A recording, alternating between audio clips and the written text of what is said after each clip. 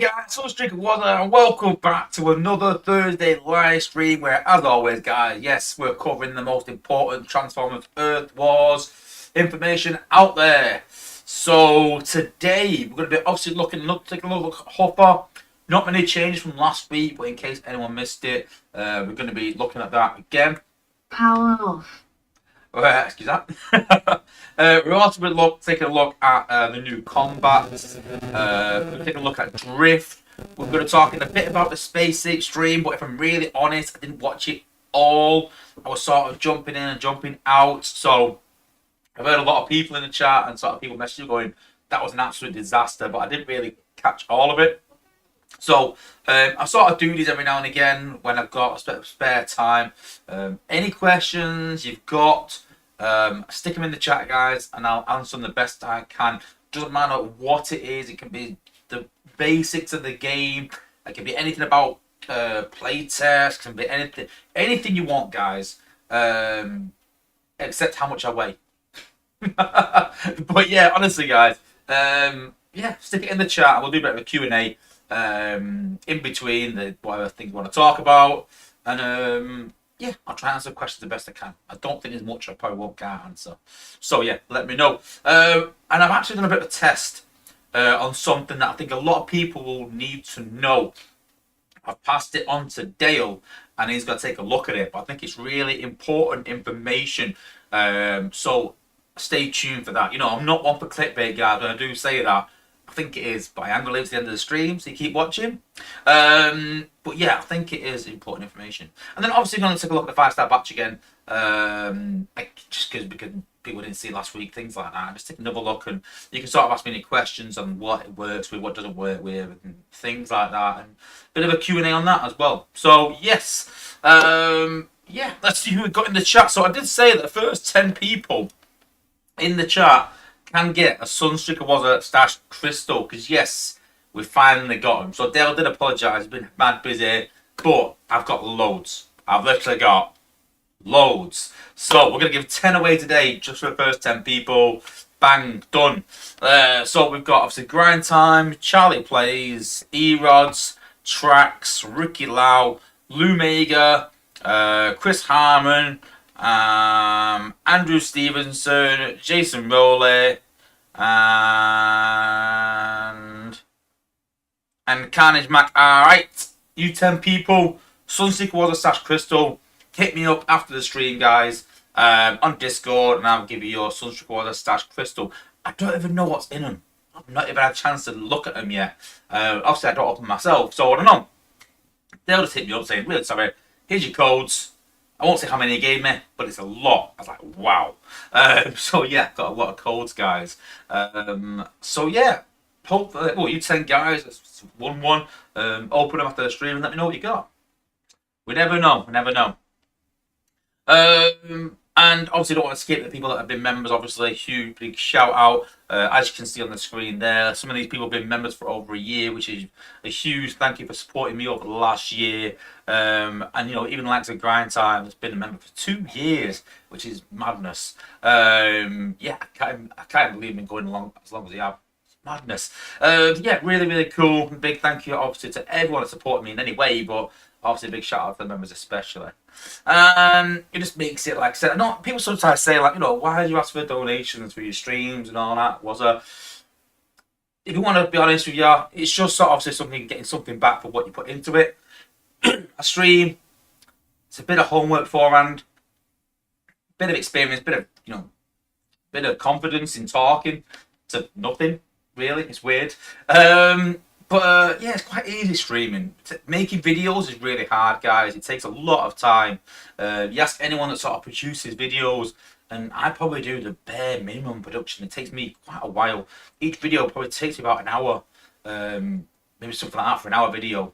20, you know, a 10-minute video, 15-20-minute video will probably take me an hour to produce it all. And you know what people say, you know, if you're good at something or you're alright at something, then don't do it for free, you know. So it's just something, like I said, to where sort of encourage me to sort of keep doing what I'm doing. So big thank you to you anyway. Appreciated. I'm just waffling now, yeah. We've also got Lord Edix as well. We've got, who else? We've got me talking a bit about Egg Ball. I know sort of picked on Grind Tanks and only likes the Chiefs. And so outside of that, I didn't even know any American football teams at all. But yeah, they all suck. We've got DDEX76. We've got Michael Cooper. We've got who else? Oh, look. Who else have we got? I apologize if I've missed anyone because I'm sort of all over the show here trying to catch everyone because my chat's just all over. We've got the Mercenary Terror as well. Good to see you back, buddy. We've got Swoop. We've got Matt Poley. We've got my brother Garrett. Good to see you, buddy. Autobot Phil. We've got Candyman. How's it going? Yeah, we'll talk about the prize drop, obviously. Nice try, Chris Harmon. We've got Ramen Noodles. Good to see you too. Soldier in the house as well. Big shout out to Soldier. Go and check out his channel, guys. Obviously, now we're talking production. That's your guy. Honestly, like even I look at his stuff and go, that's pretty cool. That's pretty good. Really well produced, guys. He needs to do more content. I've done it. We know that. Soldier. He needs to do more content, brother. More Earthward content. I'm sure people want to see more of you. But yeah, really, really cool. And then Tony B, good friend of mine as well. Good to see you. And Ruthie Ramos as well. Good to see you all. So yeah, let's kick on with the news. And we'll go from there, guys.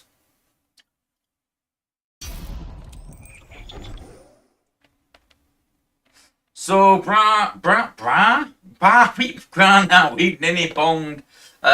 weekend's event is individual endurance event. So they've gone with these individual endurance event now, and people sort of say it's a bit too much, too close together, and I kind of agree. But I've got my own sort of take on that. I kind of think that. So we know that the new bot coming is Beachcomber. It's no secret now. We know this. We don't know the con alternative though, and even I don't, which I presume we'll find out in the next week or so in testing. And obviously, I'll be able to tell you guys as soon as I get it. I'll probably do a few shorts and things like that. Want to get to 1,000 videos this year, and we're doing about 4 a week. That will get me to about 950. So I need to do quite a few shorts this year actually. So that's the plan.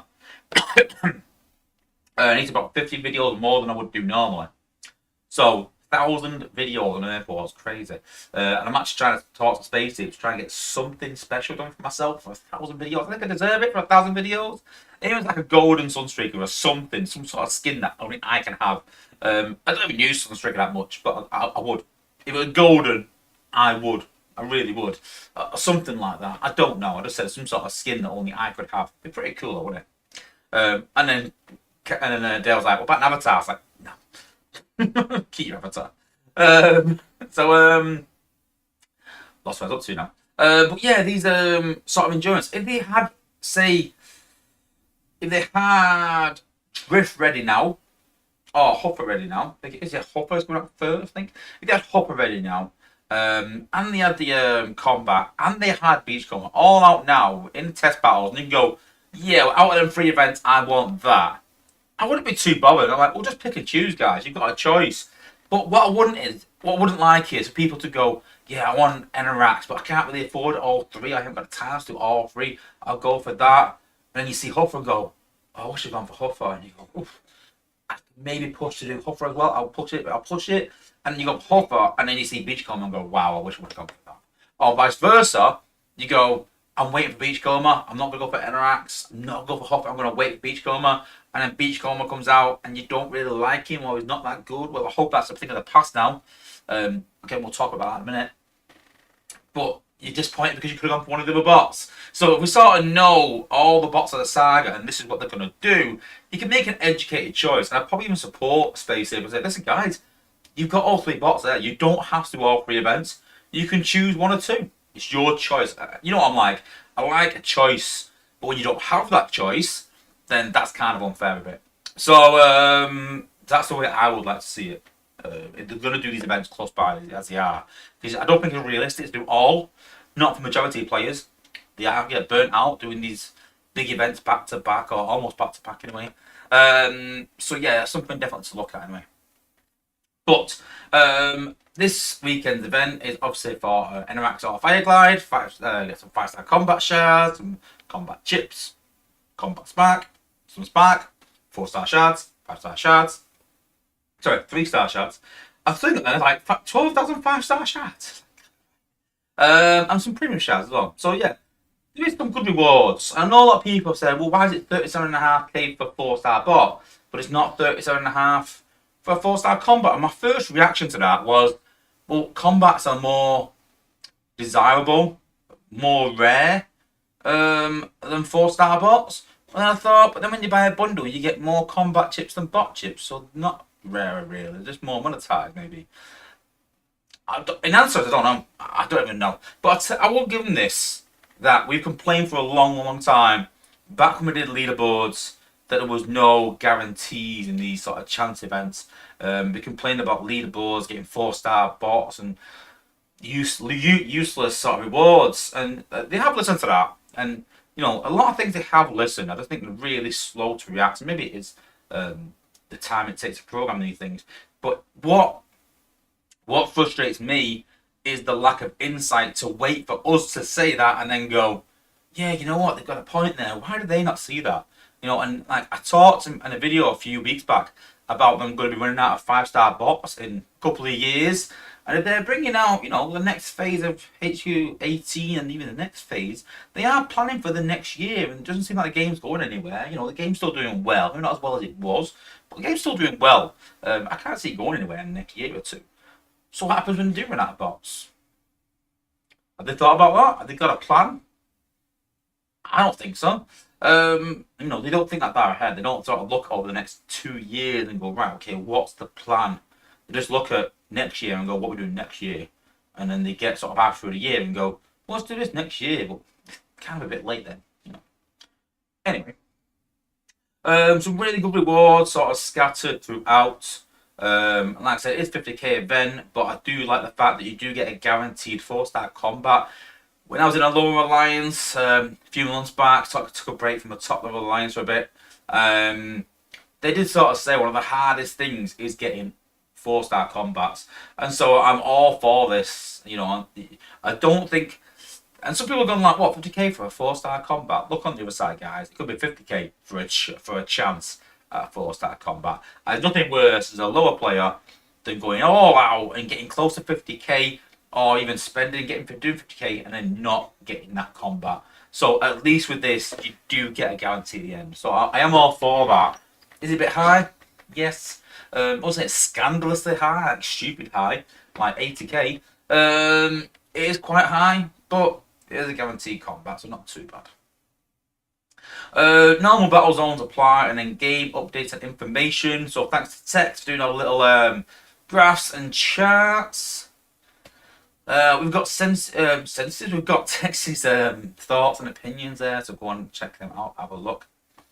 And obviously the research slot price change. So I called this a couple of weeks ago, and I said exactly this. I literally said 15k, waste of money. They'll drop it to 5k, and then you'll get people going, oh, thanks, Space Ape. Yeah, thank you for this. Where in reality, it should be a lot less than that.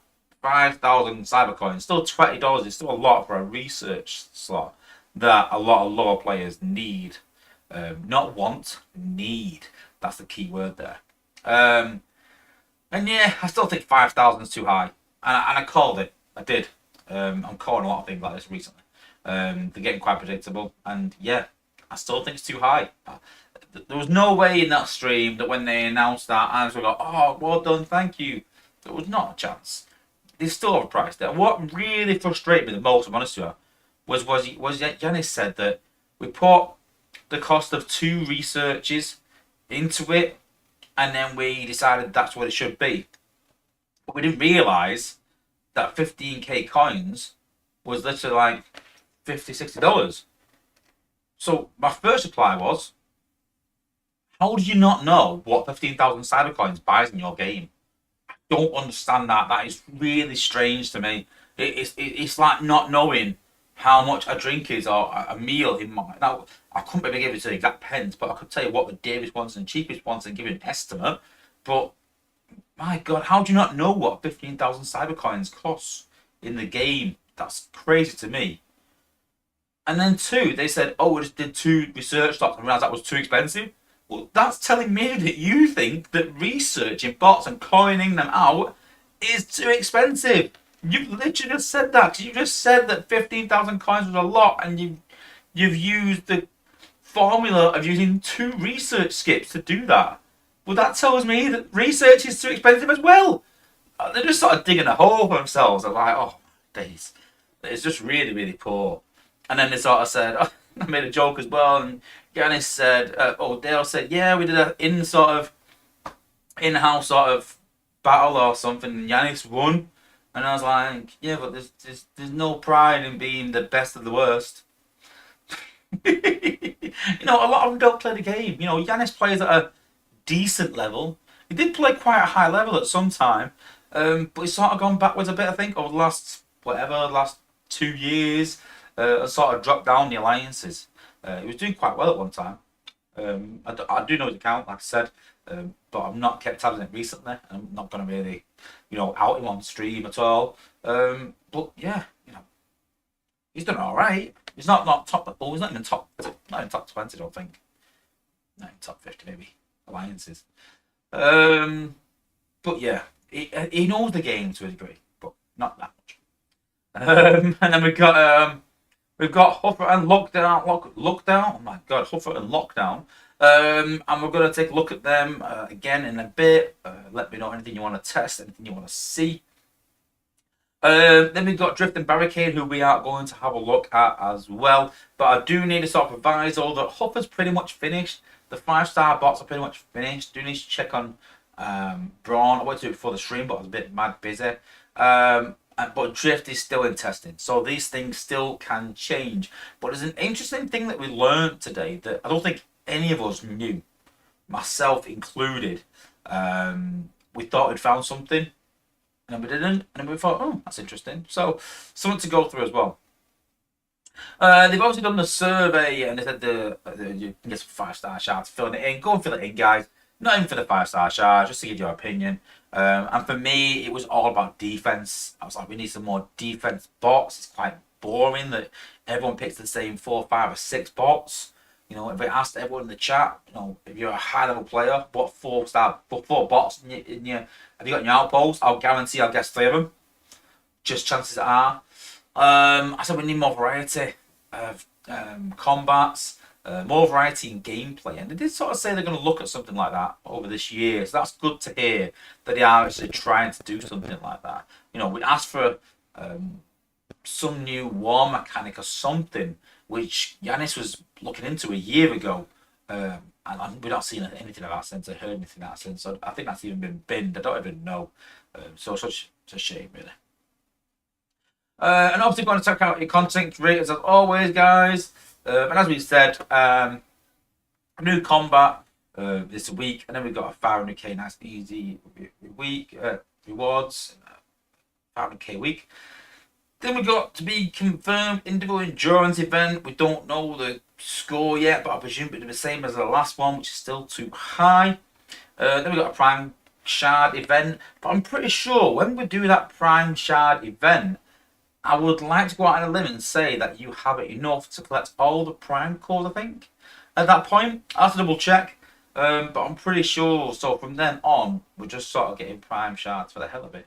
But obviously these defense prime shards, defense prime cores are going to be really, really important.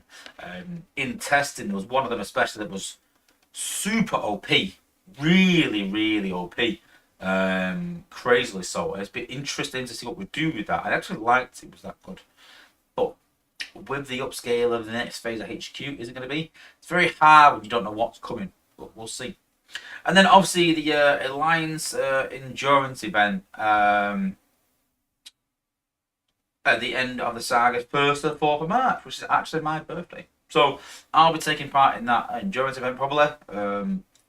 Hopefully, if it's Beachcomber, it's good. I do want Beachcomber, just because Beachcomber. Not even seen the ability yet, not even seen him. But just because it's Beachcomber. But if it's absolutely trash, I'll take the weekend off, thank you, and enjoy my birthday. But if I need to enjoy my birthday by getting Beachcomber to match the toy, or match the G1 toy I've got up on the shelf there, then I'll do it. Then we've got Community Corner, we've got Bumblebee, and we've got...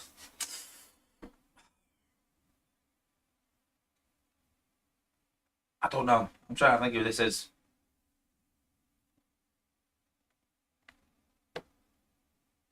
Someone let me know. I'm trying to think who it is. Looks like a Decepticon, yeah. It's got tyres. It's got flames on the side, it looks like. No, don't know. Let me know. It's pretty cool though. Cool drawing. And then a couple of fixes and improvements. And as soon as this came out, everyone was like, "Do not break Ruination and God Neptune. Do not break them."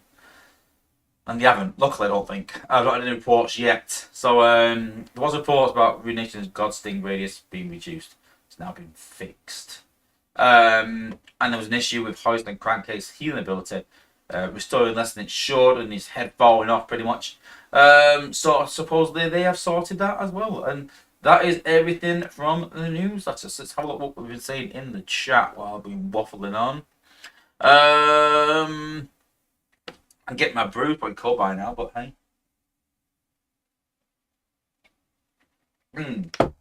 Oh, good brew. Cold brew, good brew. You missed a total disaster. Trax has put. Honestly, I didn't see it. It's good to know that some people watch my stream though. Two people said that, which is obviously good to know.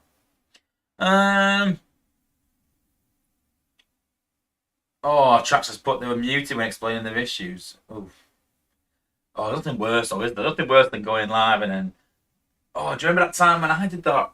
I went live, started talking, went through the whole newsletter, and then realised the mic wasn't on. Wow, that was embarrassing.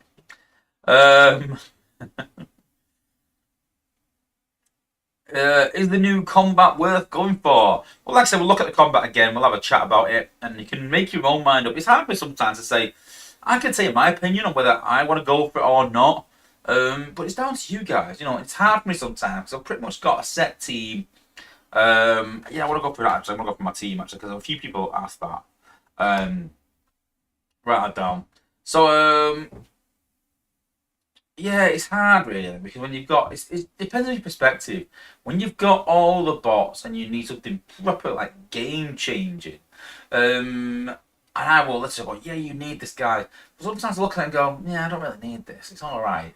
And for that is when I say all right, it means like, yeah, listen, if you've got nothing else and haven't got what I've got, and you need a fill in, then it's good. If you're a low down player, it could be really good. It all depends on perspective and your level of play. But we'll talk about that anyway. We wouldn't get how much you weigh. We go in pounds, not kilo. Unless it's weighing cocaine. Okay. What is this SP velocity of an unladen swallow? I wonder if anyone else can get that reference. I can.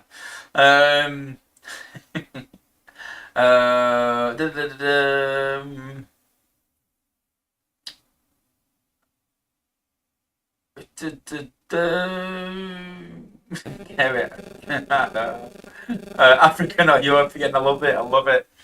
Brilliant. I don't know that. Also, I feel appreciated. Put your time, knowledge, and effort are worth the money. Enough said. Well, thank you. So just put thanks, man. It's coming. Good to know. Good to know. Jack's put, have you had a chance to do the battle simulation? It seems it does more damage than primary hammer mode, and Rhinox got a Blu-ray activated with the axe. I don't ever do challenge battles. I never do the challenge battles. I find that the bases that they put up are a bit incoherent, is the right word, I think, and not realistic. I find that sometimes the bots are not equipped with the right cores that I would like to equip them with, so I tie my bots up and test them with what I would literally put on them if I had the bot in the game. So I test it around that. And sometimes I test it without anything just to see what it's actually doing on its own as a sort of base. Especially see it's doing as it should, because obviously you've got healing things. You're checking healing. You've got healing combats. You can't really see what it's doing. So no, I never do the battle simulations. If I'm honest with you, never.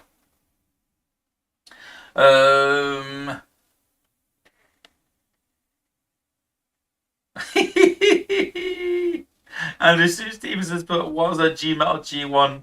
Someone put Wozza's head on Sunstreaker's body and sent it to Dale.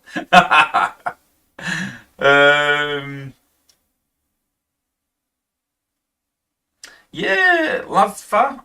Hope I got it right.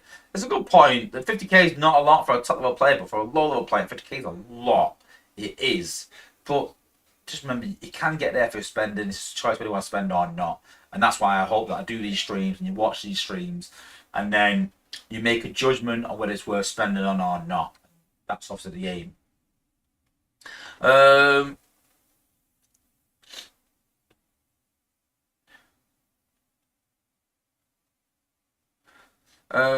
John B. Leo Prime wasn't a great 5-star this year, so we kind of need less hit and miss and more slowly releases. Kind of agree. Yeah, I literally sort of halfway through that test and I was like, listen, this bot is not going where I would like it to. I'm not really impressed with it. I sort of came out of testing a bit and sort of came in towards the end when it got a bit better, but I always said, listen, the problem is not the bot, the problem is melee specials.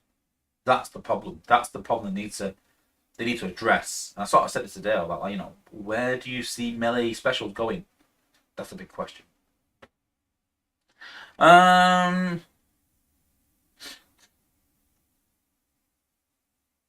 Yeah, that's just put not going to spend. That's fair enough then. Fair enough.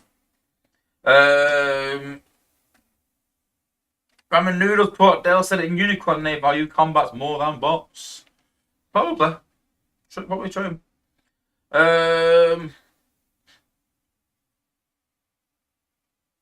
Michael Cooper's put that's a thing they were worried about player burnout and player spending beyond their means. Now they're back to multiple big events. Say one thing, do another. Yeah, it's a fair point. Fair point. Drax, the streamer showed that the apes have no plan to wing it. But they're not streamers, to be fair to them. But when you do stream once a month, then you are going to get a bit mixed up with them. Dale's got a lot of things, but he's not a streamer, so you can sort of forgive that, really.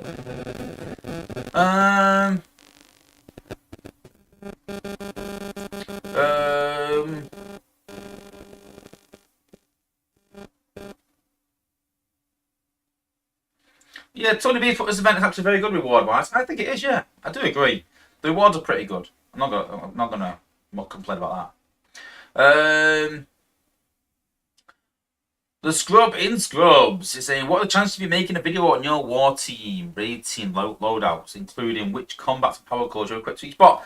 I'm literally going to do that in stream today, at the end of the stream. Literally going to do it, so stay tuned. In terms of raid, in raid, you mean raids? I don't bother. I've not done a raid since the raid event, whenever that was, to give you an idea. It was a long time ago. Not going to bother.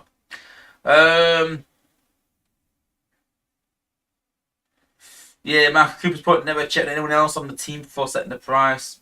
Yeah. But even if they did, we would have still come up with that price, probably. What else?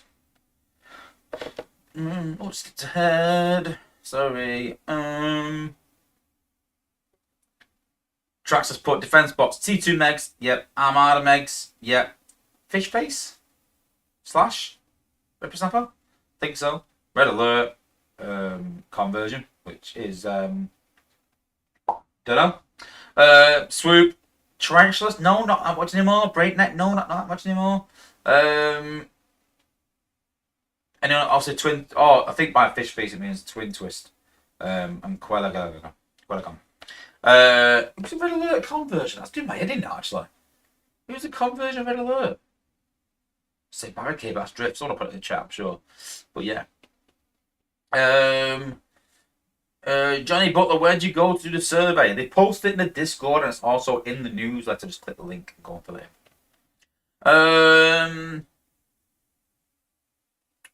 What else? Mercer Terrace put personally couldn't imagine spending the mobile game. That's crazy. Crazy. I'd have said the same years ago, but hey. The way I look at this is that yeah, I kind of agree with you. But then some people will spend on drinking, some people will spend on smoking, some people will gamble. And I suppose this is something to spend on that's, kind of a waste of money, but something you enjoy. And it's less, less of a detriment on your health than smoking and drinking and gambling, I suppose. So, you know, it's what it is, gambling in a way. Yeah, run amok. Yeah, the version of Riddler. So yeah.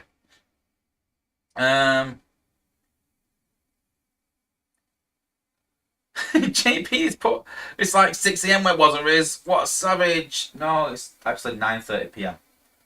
I'm not Australian. People still think that. Honestly, I'm not Australian. I can't check Discord messages grind time because it brings up on the screen, so I can't.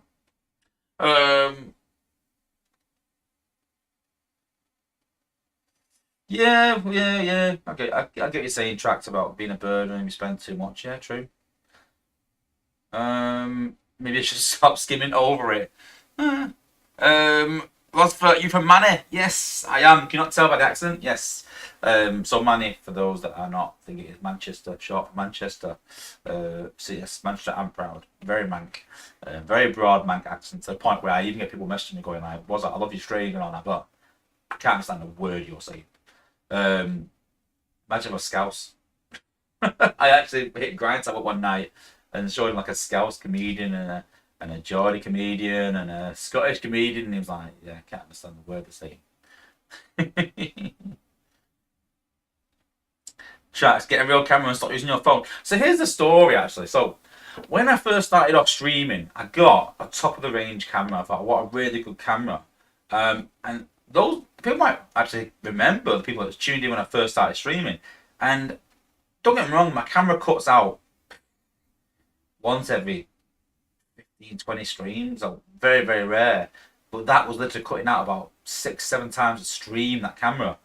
Took it back, got another one, thought the camera was broke, kept cutting out, took it back, swapped it for a different brand, kept cutting out, looked all over Google thinking, what can I do? What's going on? Can't work it out. Check the drivers. And it was a brand new PC, so it's not like it's conflicting drivers really.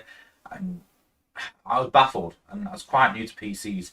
And I was just talking to, I think I was talking to a friend, and they said, you can use your phone. So camera was like, what? And so literally, I've done that ever since. I've been upgrading my phone just for the camera. So yeah, it's not even like a cheapskate thing because I'm upgrading my phone to one of the range phones. I've got a 23 Ultra. No, I'm not getting 24 though. Don't want it. So yeah, upgrading my phone to 23 Ultra even for the camera. So it's not like a cheapskate thing. Just that's the only thing that works for me for some reason. So I did think about it the other day actually, getting a camera so I can look at my phone and things like that on stream. And yeah, I might do it, but then if it doesn't work, then I'll go back to this again. But long term, you're right. I do need to get a camera really. We're gonna really, really go for it. Do this really. But yeah. Yeah, well, Trax has put Logic Tech camera. That's exactly the camera that I had. I can't remember the model number C901 or something like that. That's exactly what I had, and it didn't work. So, that's sort of the best camera you can get, really, without going silly. Yeah. Matt Polar's put, if you were Scout, I would never have subscribed. JP put, game needs better balance right now. Shield costs are out of control. They were. But then once you've got an answer for them, they're pretty easy then. And it's just a bit, I don't know, it's a bit tactical. I do like the clusters. But I remember what it was like when I didn't have the bots that I had and I struggled. And that was quite infuriating. So I understand, but there are bots out there to go and deal with that.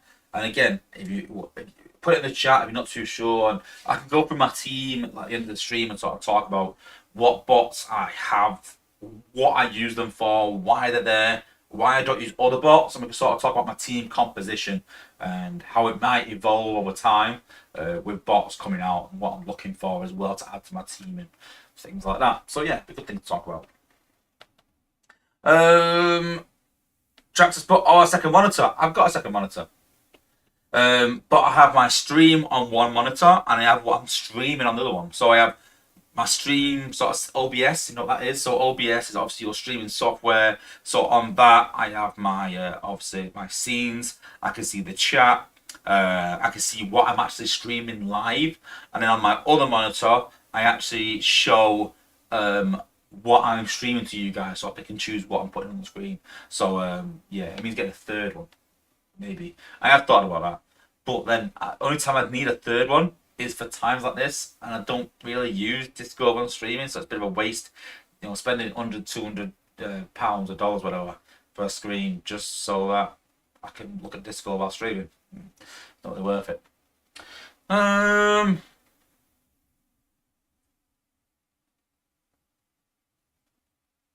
Tracks Chris Hammond donate to Wozza so he can upgrade. Are you joking? Have you seen how much the S24 is? S24 Ultra is an expensive phone. It is an expensive phone. It is. Cool. Right. Let's have a look at these bots on the test server then.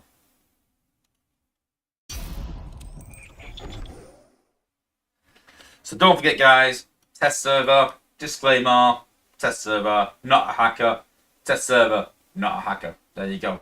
Okay, so for those that have been under a rock, Huffer now has 2 lasers. The healing beam's pretty good, and I've had some people going, is it worth dropping a healer for Huffer? And my reply pretty much is, yeah, but what you got to remember is that if you are thinking that you want to take away Huffer's ability, or sorry, Minerva's ability to place a Huffer, yeah, it's a good swap. You're getting more DPS, and you're still getting the same amount of healing as Minerva over the ability. Honestly, it's good. If you're taking out Minerva for the healing she gives throughout the battle, then it's no comparison. You need a healer. And so you need to sort of judge whether you just need a healing boost at some point or whether you need constant healing. I've tried it with no healer, and it is possible, but there are times where I look and go, my bots are at half health. I've never gotten to half health at this point before, and I need to use my combiner sometimes a bit sooner than I would like. I'm having to use ability points to heal them, to keep them alive. And so then it comes into point management. Now, I've talked about this a bit in the past, that I currently do a hashtag 40-point challenge, and that is trying to win a war battle with 40 points left over. Now, untracked wars, quite easy to do. Generally finish most battles with 40 left over. Against the top alliances, it's a bit more difficult. I think I've only done it on a few bases. Most bases I'll finish anything. If I do a top base, I finish at 40. It's usually a quite poor design. Or they've got poor outposts or poor combiner, or they've got a poor Titan with settled wrong or something like that, where I've got an easy advantage. If I finish about 20 points left over, it's an alright design. If I finish with less than 10, then I know it's a good design. It's top outpost bots, and it's normally base 4 or base 5 in a war that I'll finish. No, we only got 5 or 6 points left over. But they actually beat a commander the other week with 40 left over, and I was like, that's pretty poor that commander's getting beat with 40 left over. So that's sort of challenge what we're doing at the minute. But obviously, having to use a healing ability constantly to keep my bots healed would reduce that. Now, it's not the end of the world, because it's only a little competition that we do between me and a few friends or whatever. But obviously, you've got to think about point management. There are people out there that struggle with point management, so that would change that. I just want to say a big thank you for Stephen Gomez for donating. And he's asked, would you recommend Smashdown for Optimal Optimus and best bot for Windstrike? So to detour dead quick, I can't not do because he's donated. Optimal Optimus. So the problem is, I find that I don't like his individual core. I'm not a fan of it. And so I think you've got to look at maybe putting a prime core on him. So I like my Cronus on my front tanks. So it's an option. But I'd probably go with something like... I'd go with like Nexus. I'd go with either that. I would go with Primer. I would go with Alchemist. Something to keep him alive, or something to do more damage. Does quite a lot of damage. So something around that. Combat wise, because of his front line, something that's going to protect him, heal him, something like that. Something like Bash Breaker. That's going to obviously give him more DPS. You want more damage out of him, or you want to protect him. For me, I've always said this, that I think melee special bots should be high damage, high risk. And I've talked recently about risk versus reward. That's a big one for me. And in testing, we're talking about, like, they're sort of going, oh, this bot needs more. And it's like, I don't think we can really go more. He's at the sort of peak. I'm like, yeah, but it's not about this is the pinnacle.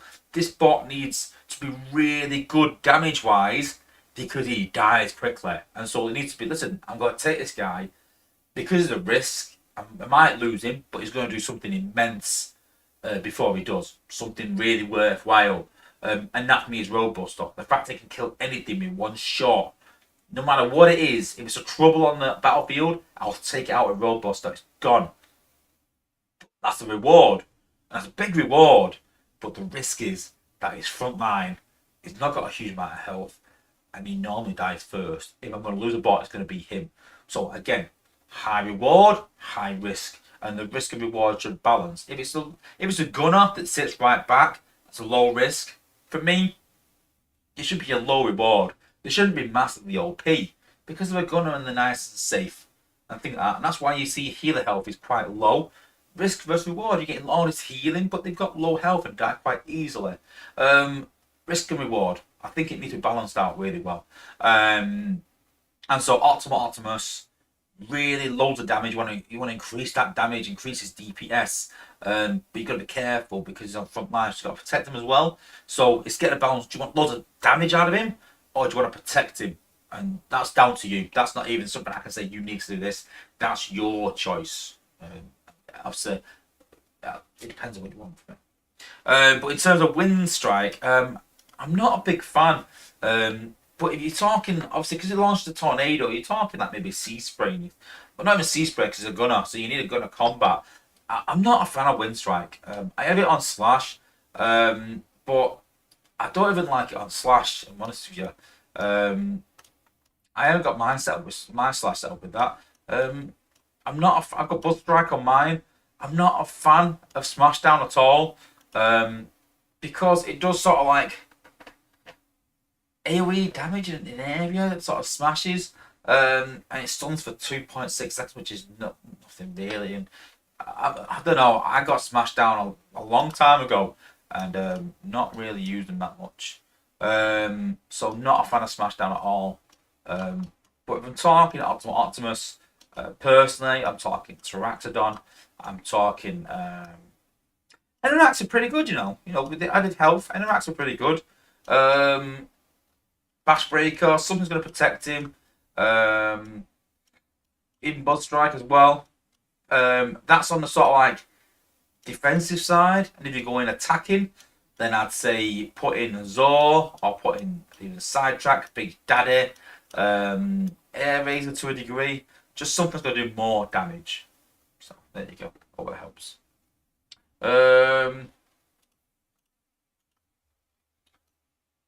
Where's it up to? Huffer.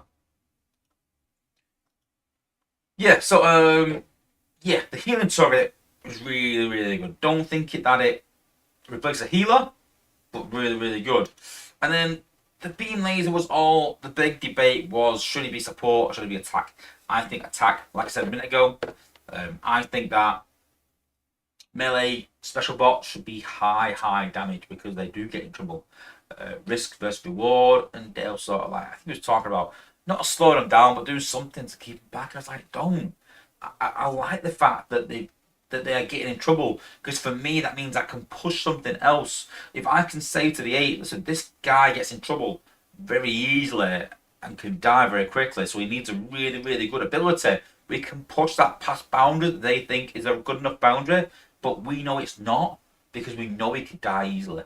So it's getting that sort of play off between the two.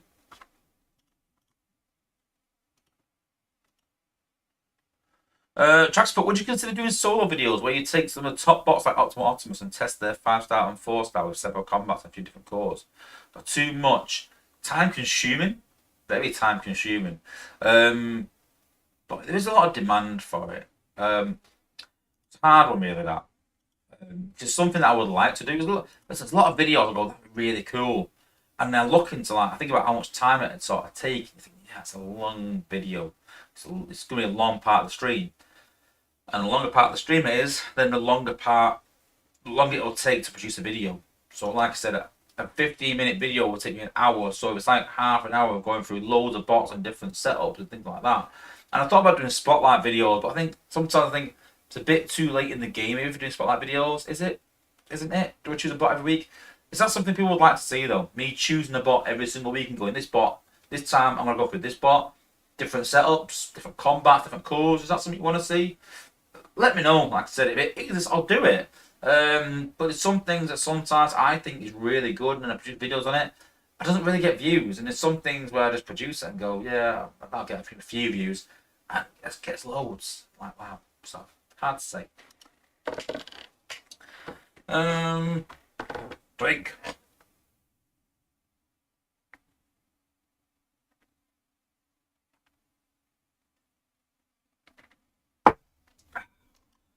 Cool. Okay, Huffer. So let's put blue sheet down as well actually. So we can put Huffer's laser down. Let's put a few down. Do some damage. So obviously we only got one gunner and one melee bot. So you can see there, can path a bit. It's pretty good. Put a healing duct turret down to heal him. You can see there, look, it's keeping Huffer alive to a degree. Don't forget, like, obviously be surrounded by a team normally, so. And the beam lasers are going to take him out. But you see there's quite a bit of healing. If you put actually a team around him, a lot of go. Pretty good. Johnny Bot says that sounds good. Mark Cooper, I'd be interested if you got the time. Big fan of the batch comparisons. I would watch the bot, especially if the H won't let you do a new bot a week before an event to really be informed what it can do with different setups. Yeah, I wouldn't be doing the new bots. I'd be doing old bots. I'd be looking at old bots and doing setups with them. Maybe. It wouldn't be the new ones. But I could go back and do the new ones eventually. It's quite hard because you got to think with the new ones. So you got to think that. Spend a lot of time testing the bot, trying to balance the bot. My time, I probably spend more time testing now and doing YouTube than actually even playing the game, if I'm honest with you. I spend so much time in playtest and sort of talking to Dale about bots and where I think they should go. And it doesn't always go the way that I want it to. But I'll always sort of give my opinion on it and what I see would help, right or wrong. Who knows? But I've just spent a lot of time playtesting. And some people have even said in the past that I'm too overpowering in playtest. But it's because I'm very opinionated. Why I do this. I'm in there all the time. I spend a lot of time in that Discord, probably more time than probably anyone. Definitely over the years. And so, yeah, you know, I spend a lot of time doing that. And so that time is less time maybe producing content. And part of me thinks maybe I should get out of playtest and start just doing content.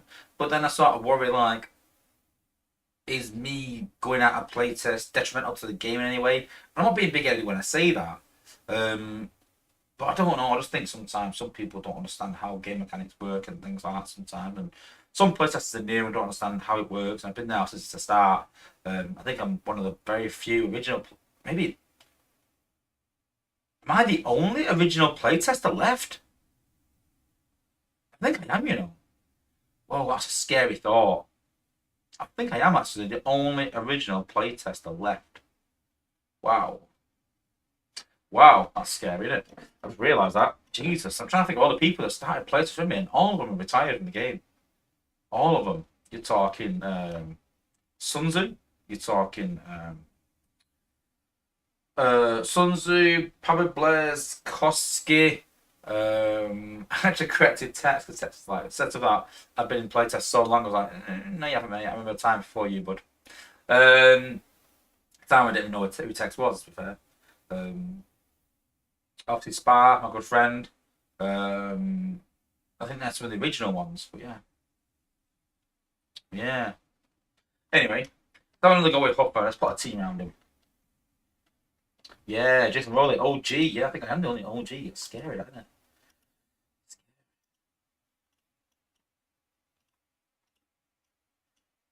Let's what do I do? I want to do a walk team. And I'm not gonna kill any defenses as such. I'm just gonna walk and see how far I can get with just using Huffer. Let's see. I need a healer. We do need a healer. Oh, I do not need a healer. Let's go with no healer. Let's just do Huffer.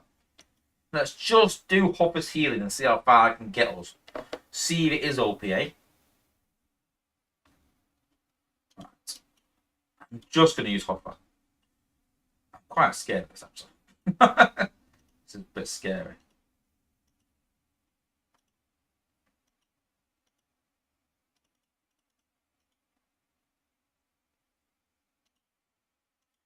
Put a few of these down to keep the boys alive.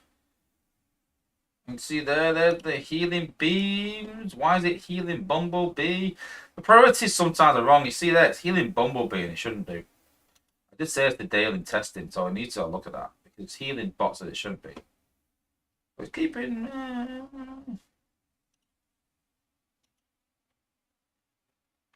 Oh, it's Twin Twist, that's why. Let me just throw pipes on Twin Twist a minute. I need to distract Computron as well. There we go, that's alright. Well, that's a disaster, wasn't it, having Twin Twist in there?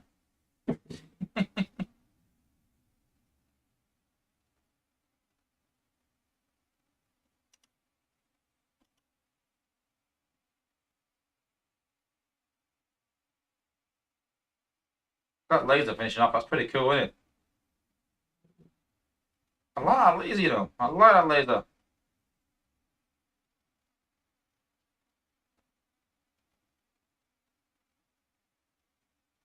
Not bad. I don't want to sit here all day. I don't want to start saying, oh, I'll take Twin Twist out. But listen, we've gone against one of the biggest, best combiners in the game. Probably the hardest bot in the game. And yeah, still cleared out half the base just using Huffer. So yeah, really good support bot in terms of the healing. Probably underrated even by that replay because of Twin Twist. And really good damage. See how he sort of cleared the area rope around the bots. So listen, I'm impressed with him. Is he going to make my war team? Put it this way. I'm not sat here saying no. No, he's a good Zone 15 boy. I'm sat here going, I don't know. He's good. And for me, that's sort of a win already. I'm already sat here thinking, I could find a place for him. I don't think I need him. But I could find a place for him. If I wanted to go no healer, he'd probably be my choice between him and Sandstorm. And we see how many people say, oh, Sandstorm's brilliant now since his buff and since his change. So, like I said with Huffer, and we talked about this in playtest, are we trying to invent bots to be the best in the game? No. That's not the plan around this. Are we trying to, challenge endurance bots? No is the answer.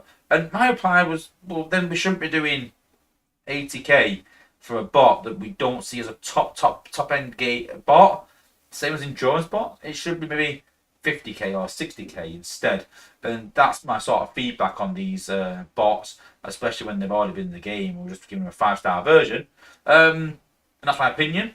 But I still think they've done a really good job. I still think we turned a forgotten bot, one that no one would ever consider, into an easy Zone 15 bot, and the possibility of maybe going on someone's war team if they pull it. And I've always said that what my big concern is lower players pulling a bot and then going, I just got a new 5-star guy, I got a new 4-star, what's it like? And then we're going, yeah, it's trash. And that's where that person that's worked towards that for a long time will just quit the game. That's my worry. And I think we've done that with Huffer. We've stopped that from happening. I don't think anyone now is going to pull Huffer and be totally disappointed. So I think it's a job well done. Is he the best in the game? No. He's not. If I was rating him out of 10, I'd probably give him a 7. Which is still pretty good. To give you an idea. So yeah. Yeah, and Matt Cooper's put, Dale's done a good job with the Legacy bot. Yeah. Very influenced by playtesters. I will give Space 8 credit that I said to Dale today. I think I was going to do. Can't remember now. If I did or thought I was going to do. I was going to say, or did say, that it's really refreshing because when Fabian was in charge of playtest, we would say, we want this, and half the time we would go, no, that's too OP. And we'd be going, no, it's not. It's not that OP at all. Like, yeah, it is. No, we can't have that, sorry. And we'd be so frustrated, going, oh, well, it's rubbish then. It literally is rubbish. And then we think and come up with some good ideas, and then they come out with, sorry, we've run out of time. And part of that was Fabian, part of it wasn't. But purely really frustrated with them, with playtest. A lack of transparency, and a lack of any knowledge. But now what we're finding in playtest is them actually listening to us. And we'll say, listen, this bot needs more. And they'll sort of be inquisitive, go, why do you think that? You know, and we'll sort of say why and all that. They'll go, right, okay. And they'll go with it. And, you know, playtesters are very happy at the minute, I think, in playtests. You know, we do have our disagreements with each other. But I don't see anyone like we used to argue with the apes, going like, you've got no idea about the game. And I used to get really frustrated and say that sometimes, like, you've got no idea what you're doing about the game. You don't play the game at high level and things like that, because they actually do listen right now. So I'm hoping that when these bots are coming out, these batches, it's very influenced by the playtesters. So if it's really bad, you can kind of blame us. I'm going out on a limb and say that. And that's why I really do feel, though, that I don't want to talk too much about the 5-star batch. We'll talk about it shortly. That's why I really do feel that this is the first batch I will go on a limb and say there's no bot in there that I will pull and will leave at 0 and be absolutely fuming. I think any bot that I pull out this 5-star batch, I can find a good use for in my war team. Definitely at least some 15 in most respects, in some way. But I could, yeah, listen, I don't want Infernal. But if I pulled him, there's a few combos I want to try out, a few things I want to sort of test, a few things and experiment with, and that means I'm leveling. That's a job well done. If I'm spending money to level the guy, then it's job well done. And I think this is the first batch where I don't think any bot stands out as like, oh my god, that is a must-have bot. But then again, when we're in playtest and we're doing this, some people, when Dale said, like, you know, which bot are you going for? Some people said one of them. Some people said something different. Some people said different bot. And so we're all sort of talking. Some people said Whirl and Sea Fantasy because they want 5-star Ruination. I said something different, and I'm not going to give away who yet. But I said something different, and someone else said something different. And Dale was like, you know what? I think that's how we know we've got the balance. Because different people want different things from the batch.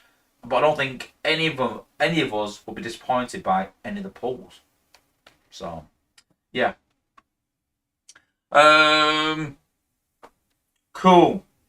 Right, let's have a look at Enerax. So, we'll actually put it on Huffer. So, they were equipable to warriors originally, but it just was overkill. It made Pirates pretty much invincible. So, he said this is a bit fair. And so, because we're sort of doing Huffer at a time, and because we're talking in totally separate chats, because don't forget, we're talking with Dale about Huffer, and then talking with the apes do programming and the new bots and things like that, and new combats in a different chat. But we were obviously in both. And we obviously said Enerax would work really well with this big conversation around melee combats. And we'll talk about what is the answer. It's HP. It's, you know, it's more damage and things like that. It's risk versus reward. And so, obviously, you've got a bot here with 38,000 health, 700 damage, which is decent damage, decent health. It's very average. Doesn't, like, excel in either, really. And so, once you add Enerax,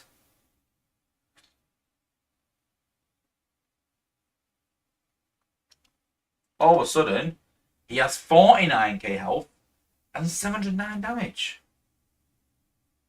So, it kind of really works well on these melee specials. And I know some people sort of said that, you know, the additional healing works well with Huffer because it's got a healing. And then 20% DPS when the bot takes elemental damage. So if it gets hit by fire or something, there's more damage. So there's more damage in there, there's more healing in there, there's more health. It's just really, really suited to melee specials. And that's when we said, listen, this needs to go on melee specials. I think it's probably me, honestly, that led the sort of led the stride on that, led the sort of the charge, and everyone to like, listen, playtest something. I'll say something, and some people say yes, some people go no, I disagree. Some people be on the fence to share something different, but I think everyone was like, yeah, this is definitely the way to go. We're tired of seeing pipes all the time, all over. Pipes this, pipes that, pipes the other because it's so OP.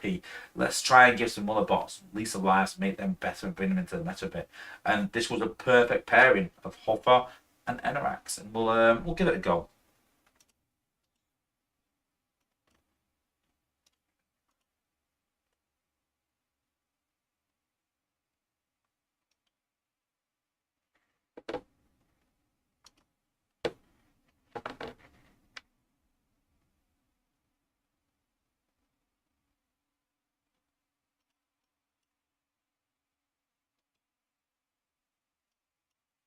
Huffer. So let's do some damage and some healing. And see, look at his healing going up. Look at that. Let's put another one down. Put another laser down. And look at his healing. Look at that. You see, look, he's got stunned now, so it's hard to put his ability down. But he's keeping alive. He's staying alive for a lot of damage there, to be fair. Like I said, that Enerax just gives him that extra damage, that extra healing. And you see Enerax now, he was sort of floating in midair, but he's now sort of flying in the air. It looks a bit better, the visuals. And he's doing damage like air razor. And don't forget, it's all like anti-air missile launchers, MDS with the fire attachment, the plasma attachment that can actually hit him. And so, yeah, I like the combat. I wouldn't say it's like game changing, like unbelievable, but I think it's a good addition to those melee special bots that we talk about that need a buff in health and need a buff in healing and can really help with the survivability, help with zone 15 farming. I just think it's a good all-round combat. I don't think it's 10 out of 10. I don't think it's a nightstick where I'm going to go and get the 5-star, go and get the 4-star, go and get the 3-star, put them in your war team. I don't think it's one of them. But again, I think it's success in the sense of I wouldn't pull this and then sit there going, oh, that's not getting used. Like a dial. It's something like, I don't know. So I would put it better than Air Razor. I would put it up there. Air Razor's alright. I'd put it higher than Air Razor. Again, it's like a 7 out of 10. It's a decent combat. So, again, I think it's another well done job. Not everything should be game breaking, and not everything should be groundbreaking, not game breaking. Not everything should be groundbreaking. Not everything can be 10 out of 10. I understand that. It's a good balance. It's a good combat, guys. I would have been, disappointed pulling it, and again, quite influenced. To be fair, it was quite well done when we got it, and we just sort of honed it into what we were thinking. Again, the apes listen to us, and I hope you guys like it as well, and what we've done with it, what the apes have done with it. And like I said, playtesters have got a lot more say in these bots now, and I'm glad that the apes are really listening to us, and they really are. I've got to say that. Listen, I'm very critical of the apes, very much, but they are listening to us more than ever now, and I hope that shows with bot releases that are getting better and better, and these buffs that we're seeing. So we'll see. I think Mark Cooper agrees that the next batch is pretty solid, but we're looking at it in a minute as well. Ogi Jinajar. I'm sorry. I've tried. No, it's not a mod game. It's a play test account. So I'm a play tester for the game. So I test all the new things and before they come to the game. And obviously, because I'm a content creator, I show them to you guys. So yeah, obviously I get free resources. I get all the new bots before you guys get them. But no, it's not a mod account. It's not something you can go and download and hack. And obviously, I'd never advise anyone doing that. You're going to lose your account. So don't bother, guys.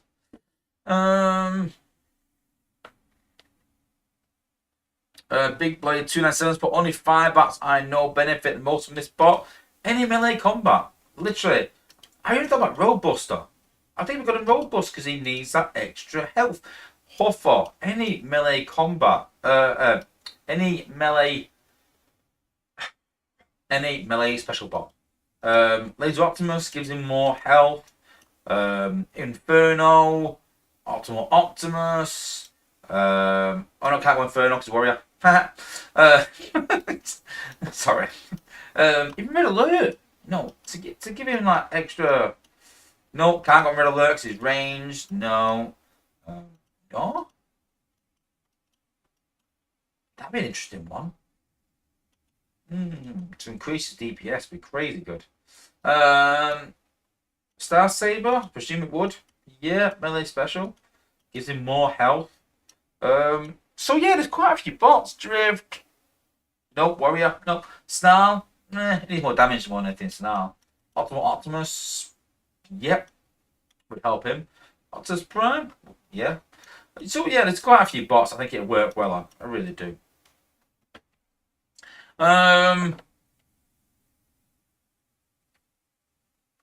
Do you think the new combat would put Blaster back in your team? We'll talk about that later.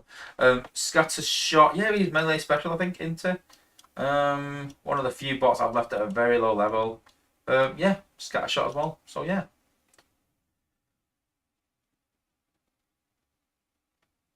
Yeah. Like Mercenaries put, so gives them health and increased healing. Yeah, so anyone you want to help survivability is a big plus for this bot, honestly. Cool. Okay. On to Drift. So I hope you like what we've done with this guy.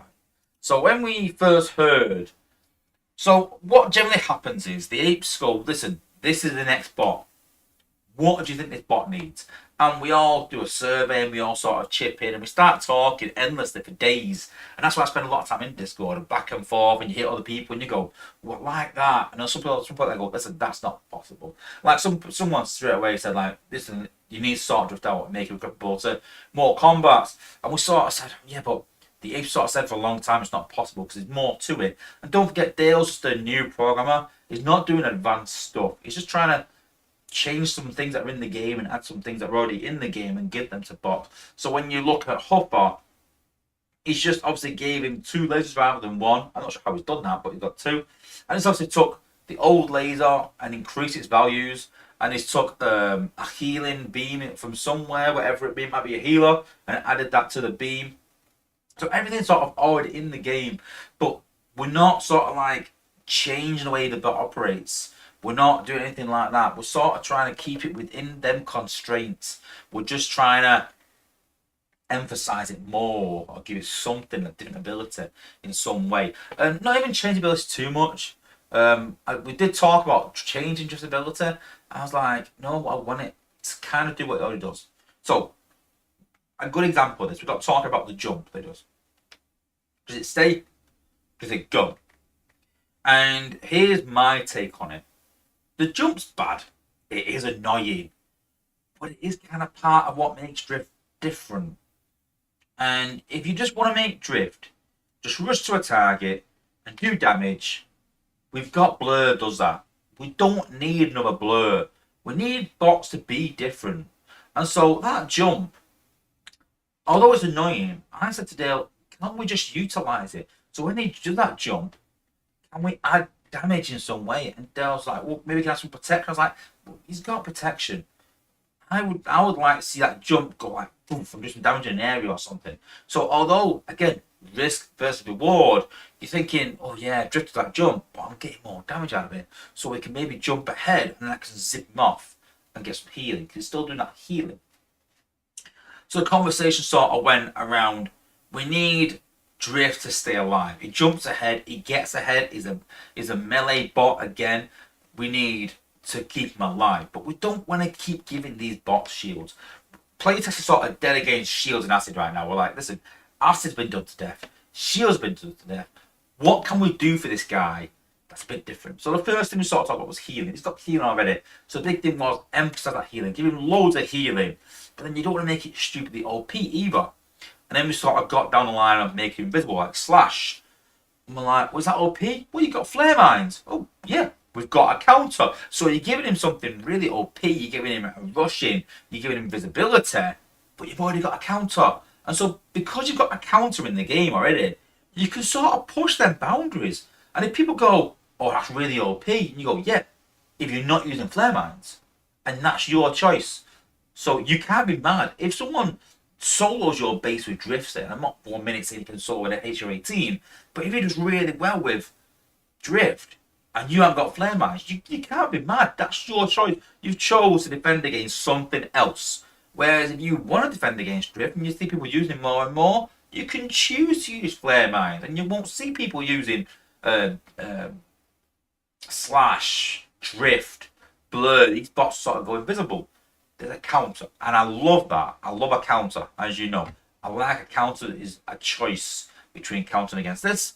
I'll counter against that. So because we're countering the game, we can sort of push these boundaries. Enough talking now, anyway. So looking at drift now, so his power number is quite low, but don't worry, guys. We're sort of talking about that, and we said, listen, the power number is the power number. You know, what's more important is what the bot does and his stats. So you can see there, base health of 44k. So that's been improved, I believe. But still 759 damage, so it's pretty good. And then we've sort of worked on this tooltip and sort of shortened it. It was massive at one point. So this is ability 11. So I believe that the lifesteal and attack speed and movement speed is less for 1 to 10. So it's enter an enraged state for 12 seconds. And then stealth charge inflicting 4.5k damage to target. While enraged, you gain 6% damage, 80% lifesteal, 80% attack speed, and 80% movement speed. And when we're talking about this the enraged what Dale put in, and it wasn't doing much damage. And I was like, when I think of enraged, I think enraged. You're talking high damage. And I sent a screenshot of Optimus Maximus.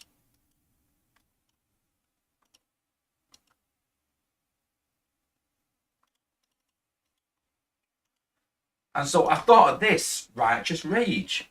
30% movement speed, 80% damage reduction, splash radius, 50% damage for the next 10 seconds. And you're seeing him, when he pops out the outpost, he sort of pounds away and does loads of damage very quickly. And I thought of that straight away. And I said, this is what Drift needs. He can heal himself.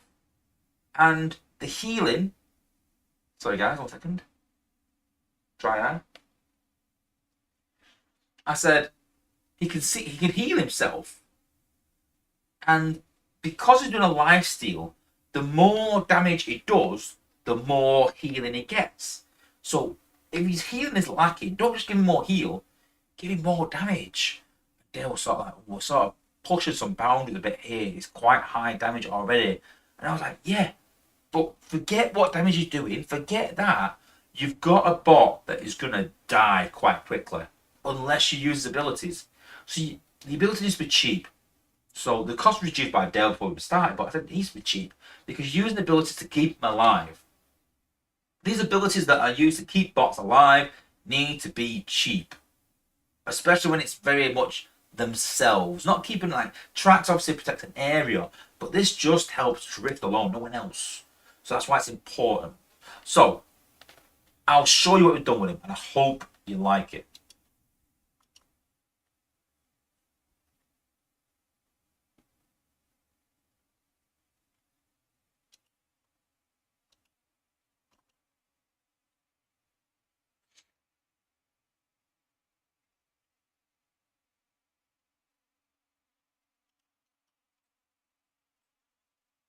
So you see here, we've got Drift here, and it's literally got no combat on him, nothing. And don't forget, we can easily add some combat servants, some cores, and G1 to help him out. But we've got nothing on him. Remember that, guys. He's literally got nothing on him here. So we've got Drift, put him down, and he'll do a jump like normal, you see.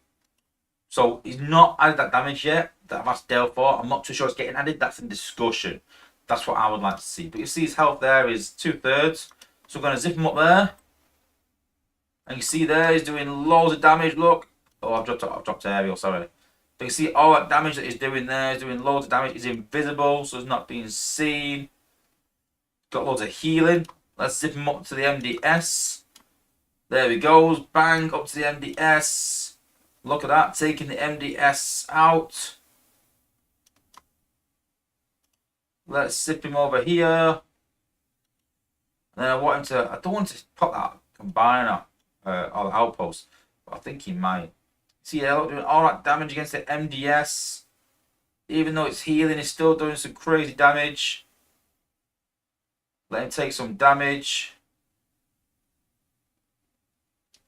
So you see there, his ability's worn off now, so he's struggling to do that damage against that MDS. He's at half health. We'll smash him over there. Look at that, health goes up, and because he's doing damage, look at that. He starts healing back up again. He starts coming back to full health. So you need to use his ability to get him back to health. You see, because he's enraged, he's doing loads of damage there. Let's send him on Twin Twist, see what he does there.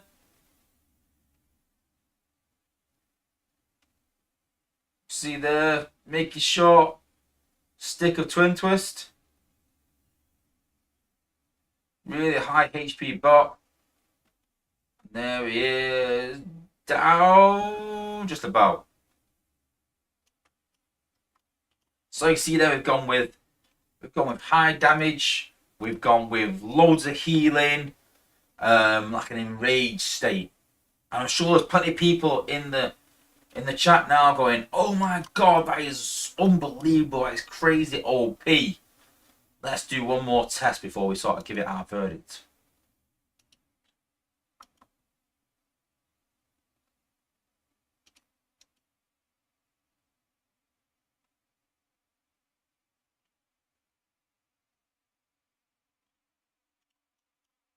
So, we talked earlier about the importance with these bots of counters and what that means. So, we've actually got a flare mine up here. So I'm going to put him into there. I'm going to put him on this build bot. And you see now he's hit a flare mine. So I'll send him into this area now. But you can see he's taking loads of damage very quickly. Oh, let's try and save him. Dead. Flare mines will kill him in his tracks.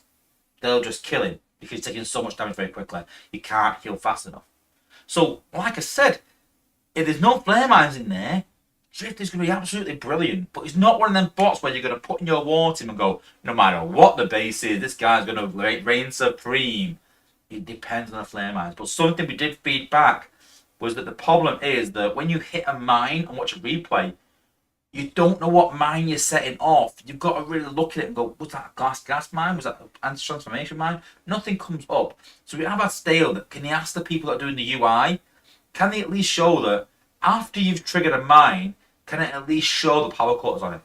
And that way, when you're watching replays, you can go, that's a flare mine. I need to watch out for that. I can't use drift, or I need to be careful with that first before I use drift.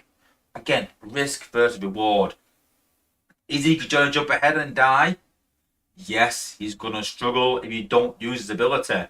His ability, though, I think is absolutely immense. I'd put his ability up there with some of the best of them.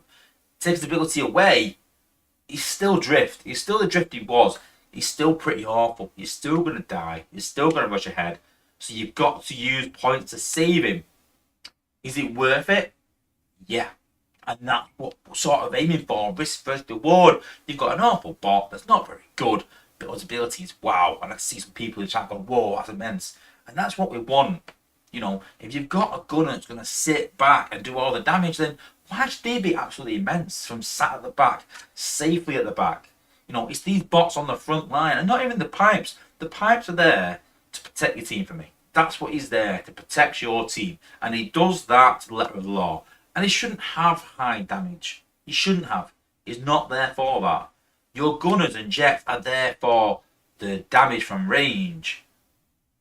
But they shouldn't be like unbelievable damage, because that's what these melee specials should be there for, is those crazy abilities. And that's what I'm hoping so far. So in testing for me, when I get a gunner or when I get a jet, I'm going to look for range. I'm going to look for some cool abilities, something different. When I get these melee specials, that's where I go, listen, this guy needs to be pushed. Pushed to the point where he's almost OP. Risk versus reward. And I hope you guys like Drift. And again, I'm happy that I'm sat here going, listen, I like this bot, guys. I'm actually gonna level him. I've got him level 60, and I'm going to level him. I'm going to actually put him on my war team in some aspects. I think he'd be very good taking out singular targets. There's a couple of times where I've done some kind of attack and there's been a build bot left over, or there's been a slit of health on a core, like a Megatronus core or an MDS or something, and I've got a cheap ability to take that out. It's got loads of health. It's what I need. I don't want another gunner. I've got gunners behind. So I think Drift will fit really well on my team. And I'm going to level him. And I think that speaks volumes that I'm going to put in my war team. And I think that some people said they wouldn't. I said I would. And I think that's, again, a good balanced bot. We've not got everyone in playtest going, I'm getting this bot because it's stupidly OP. But you've got some people saying they will. Some people saying it'll just be a lone 15 bot maybe. But you be the judge, guys. Let me know what you think. Where Drift is at. And your opinions matter as always. Let me know. Big Blaze put not triggering the combiner. Yeah, because he's invisible. So he can't. Yeah. Now Cooper put, whoa. Yeah, very neat. Big Blaze put, yeah, I think so. Yeah. Twin Twist can't even see Drift. Yeah, he can't because he's invisible. Great Grind Times put, looks pretty good to be fair.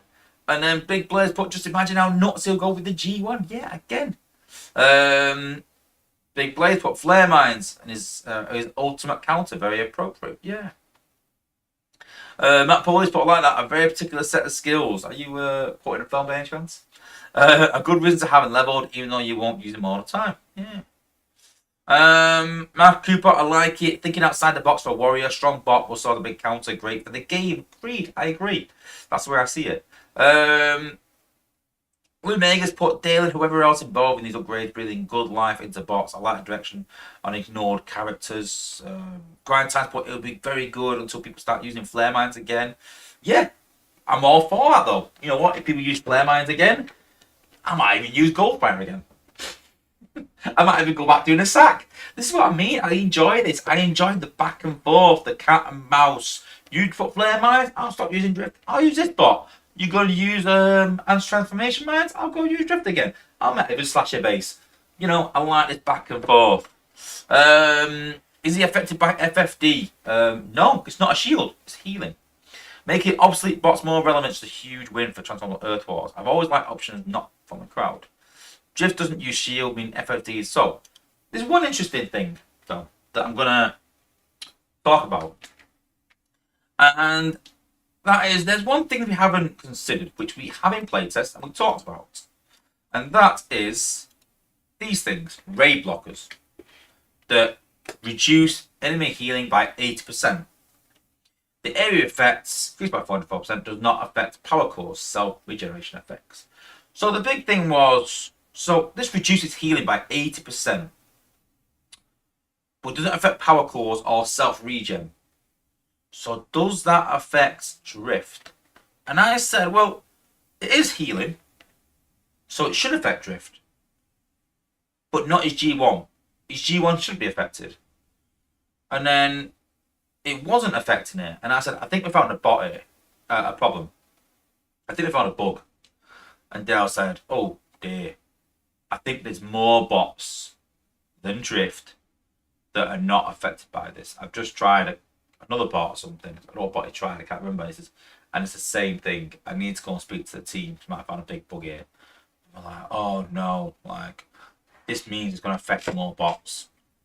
And then the team come back and went, no, it's working as it should. What? And that's because drift doesn't heal. He life steals. And we were like, oh, that's kind of healing. And the team were like, no, that's not healing. That's a lifesteal. And a lifesteal means you get healing back for the damage you do. Same as Rhinox. Rhinox's ability is not affected by the anti-heal build bots. Drift's ability is not affected by the anti-heal build bots either. And so, I thought it'd be a good counter for him. I didn't really bother with that. I was like, I'm fine with these counters. But no, apparently lifesteal is not healing. So, win-win. So it's good to know though, when you've got a lifesteal, there's no counter for lifesteal.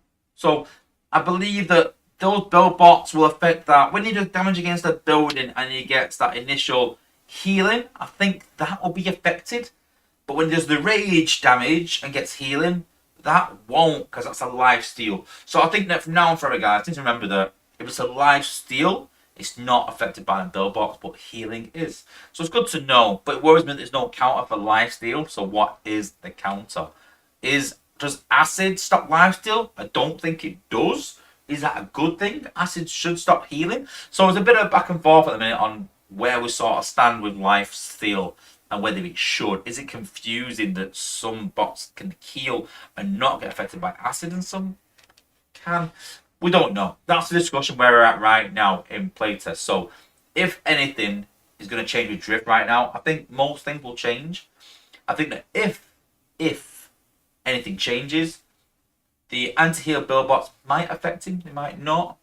And I think that he might do more damage with that jump, he might not. So I think those are things that might change before it comes out. But I think his ability is pretty much set now. We're happy with it. Happy with the damage it does. Happy with the stealth and the healing. And we'll go and see what's left when we finish with him and see where he ends up.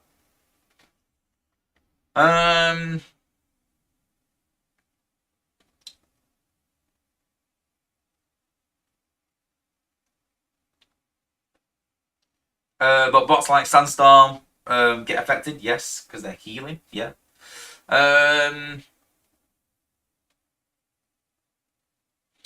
Acid finally has a counter in the form of lifesteal.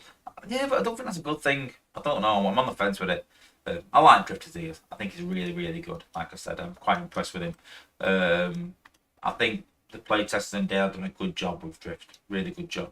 And again, we were sort of pushing bounds. You can see there we're pushing. And I think Dale gave it like 10% increase. I was like, no, it needs loads more. So I was thinking like 50 to 100%. And Dale was like, what? I was like, honestly, it needs amping up. And everyone was like, yeah, amp it up, amp it up. I think Dale was sat there going, I'm going to break the game here. And we're like, no, you're not going to break the game, Dale. You're not going to break the game. Trust us, it's fine. Do it. Because you've got a counter. And I like that. There's no counter there. I'd be like, it's a bit dangerous, this.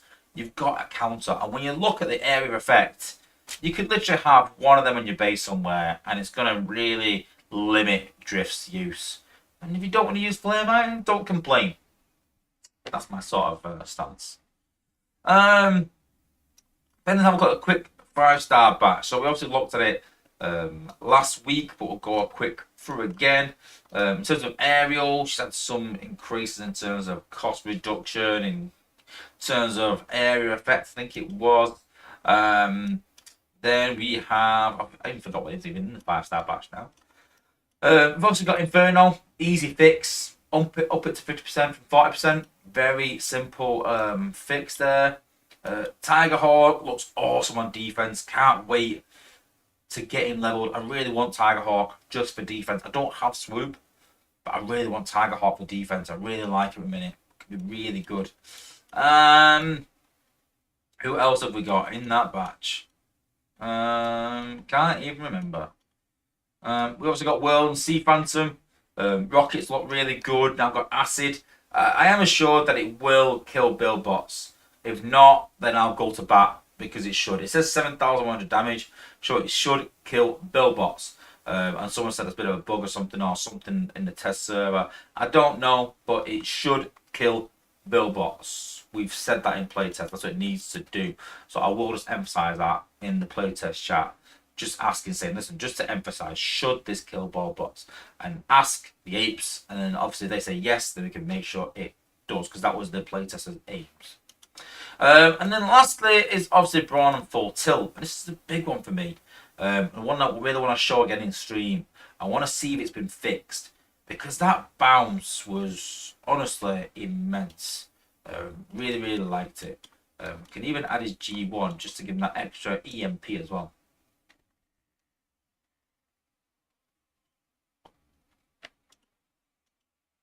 So when we sort of talk about bots that need reworking, can I just go out on a limb and say, please, please don't vote for bots that you just want a 5-star for. So I think Dale did a vote or something. I said a lot of people have asked for Cup. Cup doesn't need a rework at all. Cup's massively OP. People want a 5-star Cup though. Right, I want a 5-star Cup, but I don't need reworking. And I think the legacy batches are not for bots that are good and just need a 5-star version. These legacy batches are for bots that need an improvement as a 4-star, and you get a 5-star version as well. It's not just a 5-star version, guys. They're saying like tracks and cup, and I said today, I was like, that is nonsense. People are saying we need a legacy batch of cup and tracks are talking nonsense. I'm sorry, but you are. We need them in 5-star batches. Desirable. I think it's time for them. I don't think the 2 or P4 being 5 stars, but they don't need a rework. That's what I said out today. There's a lot more bots that need reworks than cup and track. So when you talk about legacy bots, guys, think bots that are underutilized, bots that are not used in most levels. I can see Cliff Jumper needs some work. Cheeto, yeah, we've talked about them both. Slug and Rampage, we've talked about them. Yeah, no doubt they are definitely on the list for, for legacy batches. And my personal choice was Slug and Rampage, because I said that they've been in the game since pretty much the start. They've never been in the meta. They're a combiner bot that people are going to want probably in the next batch. So why not do it now? Why not bring that out as a legacy batch? People are going to want it. People are going to play for it because it's a combiner bot. It's a good bot to choose, and that's what I would like to see next in the legacy batches. Doesn't mean I'll get that, but that's what I would personally like to see. Carl says, I want tracks. Listen, I want tracks as well, but not as a legacy bot. Put it in a batch. Ultra Magnus, Power Glide. Yeah, agreed, guys. All these sort of bots. We know these bots. Not just me. We know. We know these bots that need a rework. We know. And we're not, the playtesters are not stupid, guys. We know what people want, and they're the ones that we're pushing for. And so when Dale sees sort of tracks and cups, it's like, what you want about it? And I think they're starting to sort of trust the playtesters a bit. Chromia, I don't think Chromia needs a rework at all. Maybe a 5-star version. Chromia is another cup, another tracks, just needs a 5-star version. Yeah, just a 5-star version. Okay, so Brawn. So let's take Brawn. See if this EMP jump is working. It was hitting walls last time. Now it's jumping. Yeah, boy. Take that out. Take that out. And let's do this. Ladies, leave your man at home. The club is full of ballers and it's just jumping. I don't know what song really. I just like the jumping bit. And there's that bounce. I'm loving that bounce. Look at that bounce. The only thing is, obviously, it's not hitting the closest target, which I'll mention to the apes. Woo! Oh, because that bounces as well. Oh, wow. Wow. I'm actually impressed with that. Oh, wow. You're going to hit both the same ones as well. Oh, wow. Oh, wow. This is my new bot. I know I said I'm leveling Drift. No, I'm not, guys. I'm leveling this guy. Wow. I love this guy now. Wow. But listen, for all the points I'm going, wow. He ain't killing a shock tower. Wow. You know what the funny thing is though, guys, is that I was in the chat going, listen, Brawn needs some love. The only bot he's good with is Bumblebee, really, because you use Bumblebee, you use Brawn, and the cost is still quite high, because using Bumblebee, which is 2, probably Brawn twice, maybe 3 times, 3, 6, 9, 10, 11. Then next time, take out 3 defenses. Then you're using Bumblebee for 13 and taking out 3 defenses, and it gets expensive quite quickly. And as I said, it needs a cost reduction. That was all I said. I think I was the only person fighting for him, because I was the only person I feel that's leveled him and really used him and tried to utilize him in different ways. He doesn't hit the MDS, doesn't hit shock towers. That's what the majority of the big defenses are. And so it was actually the apes that came along with this. And I'm really impressed that they thought of this. And I think he's absolutely unbelievable now. I think he's up there with the best. I think he's awesome. I really love Brawn with this jumping thing. I like the fact that when the next lot of prime cores come out and they might cause problems, this guy will really help with them. I really do. It's a cheap option to get rid of those prime cores. And I can really see Brawn being much use. But he's a scout. It does run ahead a bit like Bumblebee. It does get in trouble. And again, I'm fine with that. I'm fine with that. I can deal with that. If he's doing that sort of damage and that jumping EMP, I can deal with him getting in trouble. You know, having Bumblebee and having Brawn, is it a risk? Yes. Reward? Yes. I love the direction that these dots are going in now on playtest. And again, I love the fact that the apes are coming out with these things and going, listen, we're going to really improve this bot. I'm really going to buff it and make you want this bot. And I like the fact that I've literally sat here all stream. I've talked about Huffer. Talked about how good he is. Maybe not top level, but it's good. I've sat here talking about Enerax and said, yeah, it's pretty decent. Not game breaking, but it's decent. I've talked about Drift and said how good he is. I've talked about the 5-star batch and said how balanced it is. I've talked about Brawn and said how good it is.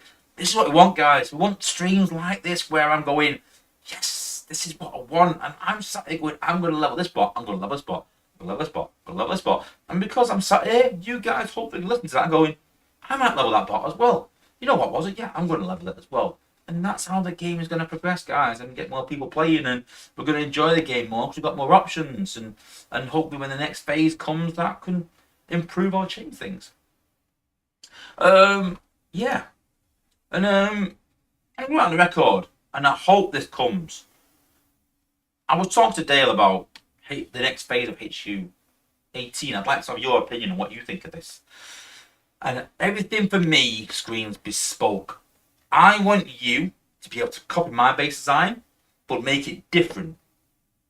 Like, everything is exactly the same, but yours is different. And you're going to think, well, how's that even possible to make yours and mine base the same? And I said today, I've been sort of thinking about this a bit. How can we make base? And I sort of said this a while back, but I didn't really think about it. I said, we're going into like elemental damage. I said, what about a core that has risk and reward?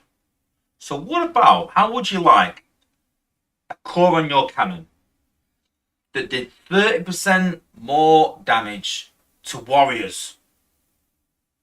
And you go, ooh, but did 10% less to special bots?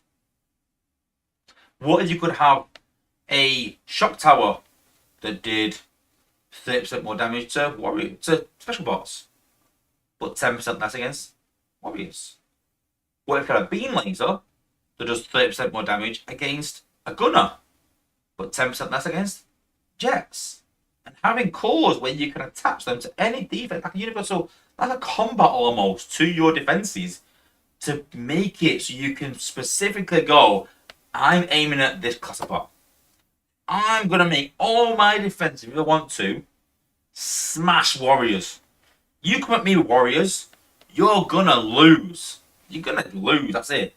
Warrior's no good against my base. But if you've got special bots, it's going to be pretty easy. It's going to be 10% less. It's going to be pretty much like fighting in normal mode on hard mode. It's not going to be as hard.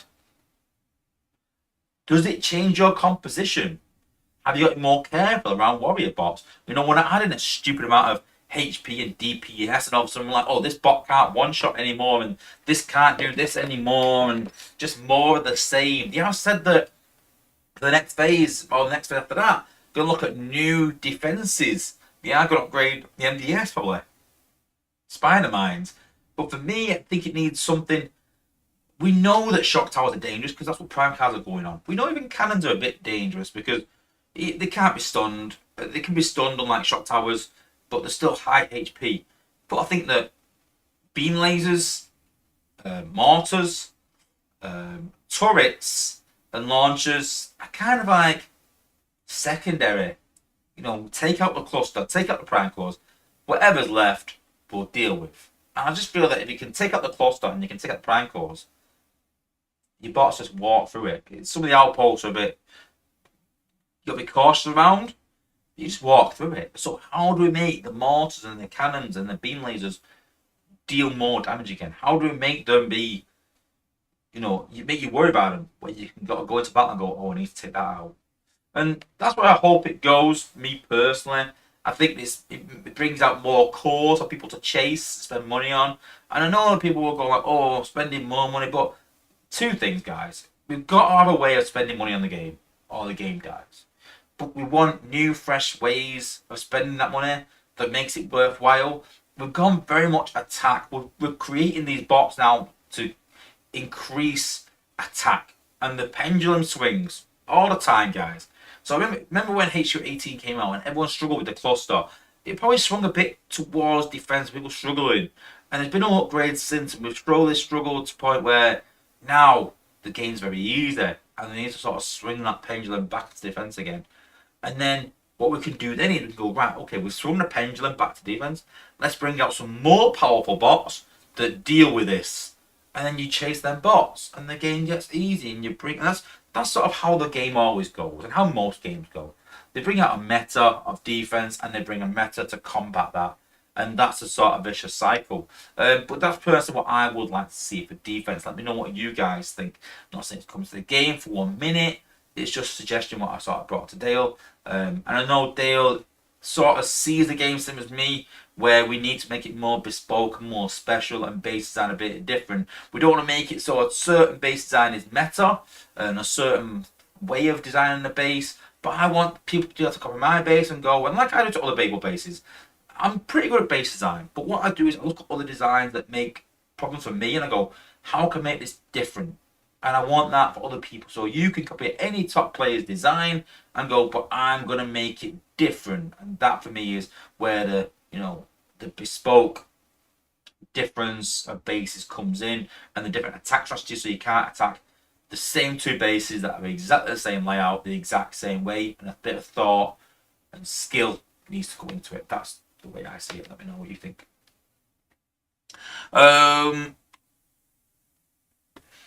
Oh, and Texas in the chat. Good to see you.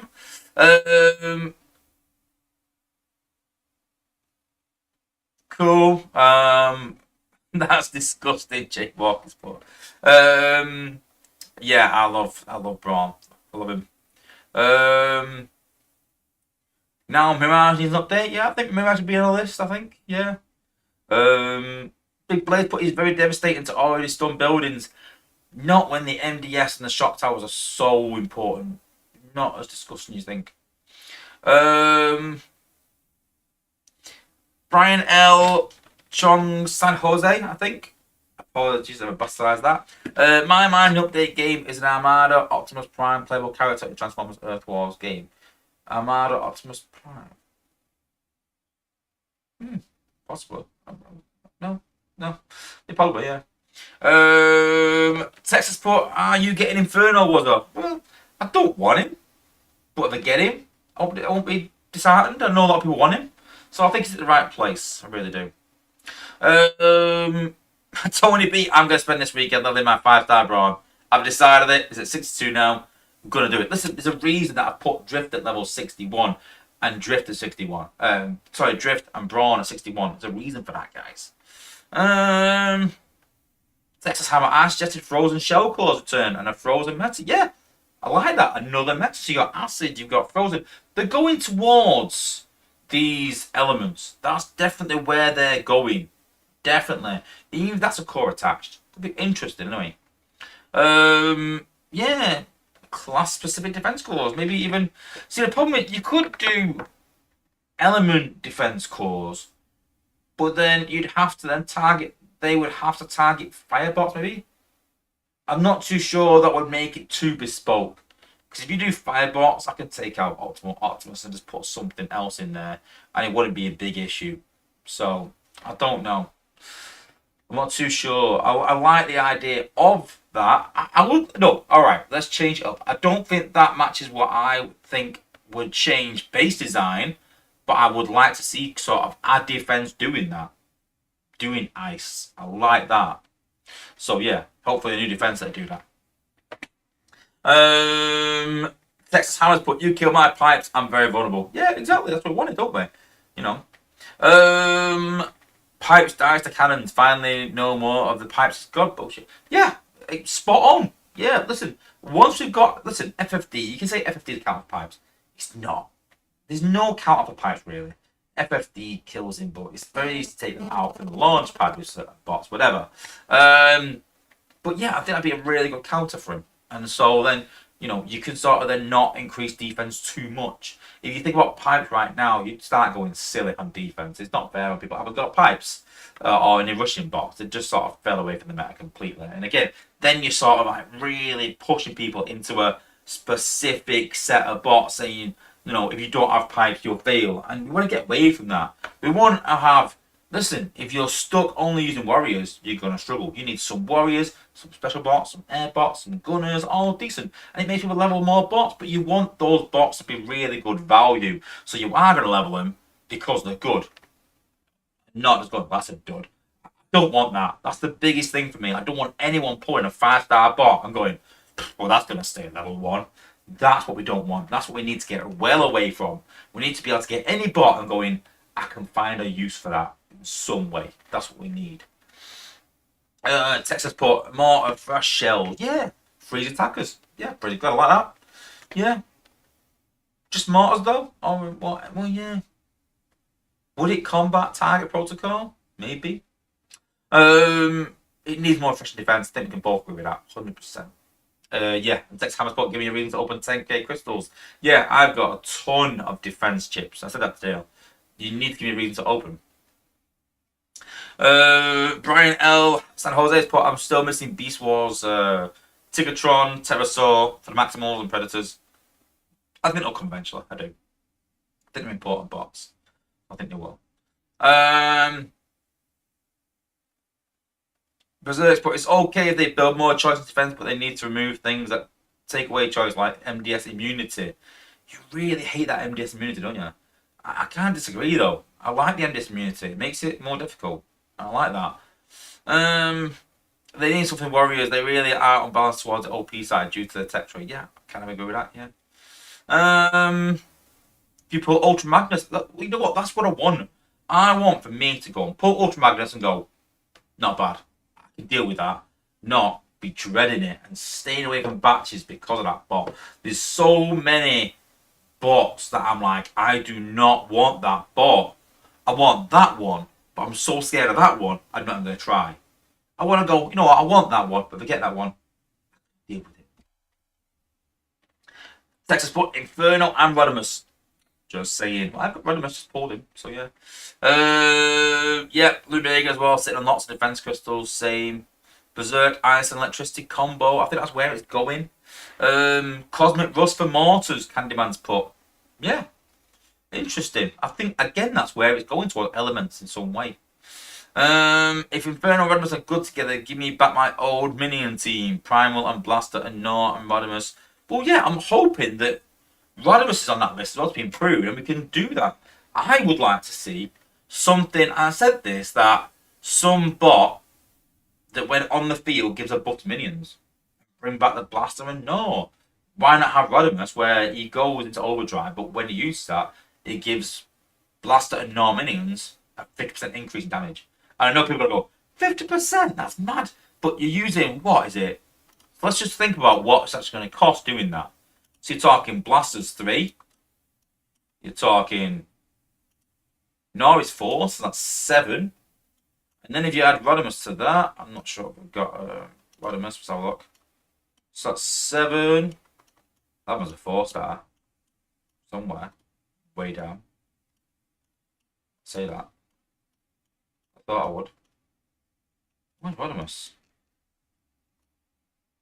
There he is. Plus 6. 13 ability points. You better get some damn good value out of that. I can see that cost reducing. So even 11, that's still a lot of ability points. So for 11, you need a hell of a lot of damage. And again, Gnaw's a liability. Rodimus is a liability. So you want, listen, if I'm going to use these bots, I better be getting something damn good out of it. That's the way. And you can use Rodimus as Blaster, but why just use that? You want Blaster, you want Gnaw, you want even like melee combat, even combats like Night Stalker and Dial. Add them into it. Imagine having Night Stalker, Dial, Blaster, Gnaw, using Rodimus and getting 50% more damage to minions and sort of clearing out a base, but needing those 3 bots and then combats to put in your team and changing your whole team composition just to do that. I'm sold. I'm sold. Anything that makes me sort of change combos and putting things together going, this bot will emphasize this. Get on it. Do it.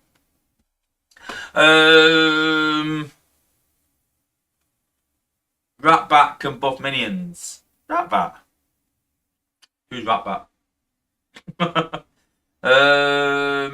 Yeah, grind time, sitting on lots of crystals as well. Tex, no one asked you grind time. You're already got whole SA community kids for college. You can't talk much Texas either. Texas, but Tex, haven't you paid for someone's college as well? um, Matt Poland, no, not a liability. An unpractical player is a liability. Well, tell you what, if you try him in Prime League hard mode, no, dies very quick. Very quick. Cool. Cool. Okay. So something I do want to address. Now, we've been very, very positive in this stream, but sadly, we've got to come to a negative at some point, sadly. It's not a Wozza stream without a moan, is it? And we need to moan about something, and this is it. But I believe they are going to sort it out. So, I've done a lot of streams right now about the Ark and versus Nemesis. And this level can get past level 15 4-star. This level can get past the level 24 star. And someone hit me up today and said, yesterday, sorry. And said, Wozza, at what level will a 4-star Ark beat the 5-star Nemesis or vice versa? I said, well, mine's upgrading. Mine's going to level 17, I think it is. I'll let you know when I do that. Tried the 17. It was pretty far away. So I thought, it's going to take around level 20. And I thought, I know. On the test server, I've got a maxed out Ark. I'm going to give it a go. And see how close it can get.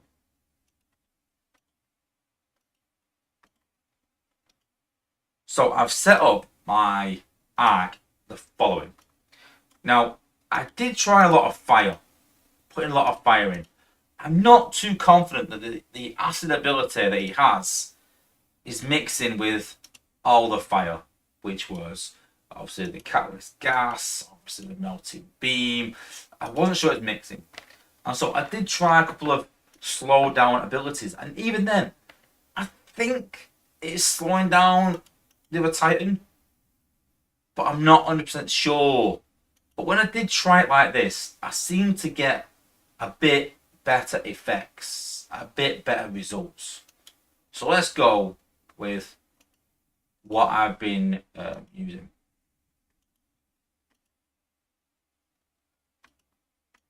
So we've got the Ark, we've got the Nemesis. Let's go.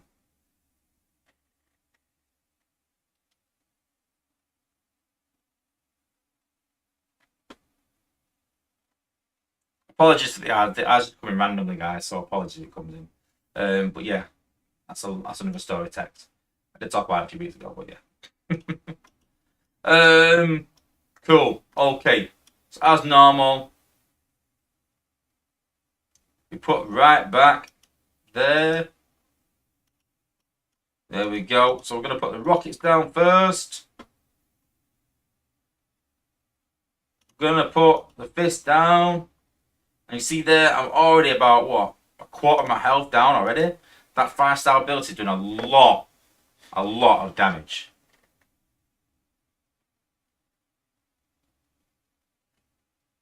You see there, I'm doing quite a bit of damage as well. There, you see, look. It's doing alright. Fire the rockets.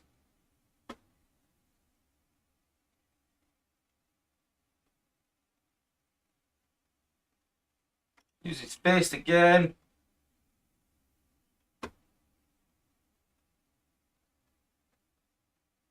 So I'm in melee range now. Put that acid down. Use the rockets.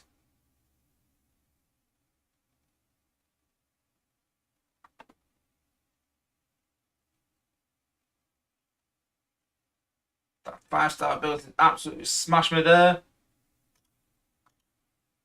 Use the fist, take quite a bit of health off him there.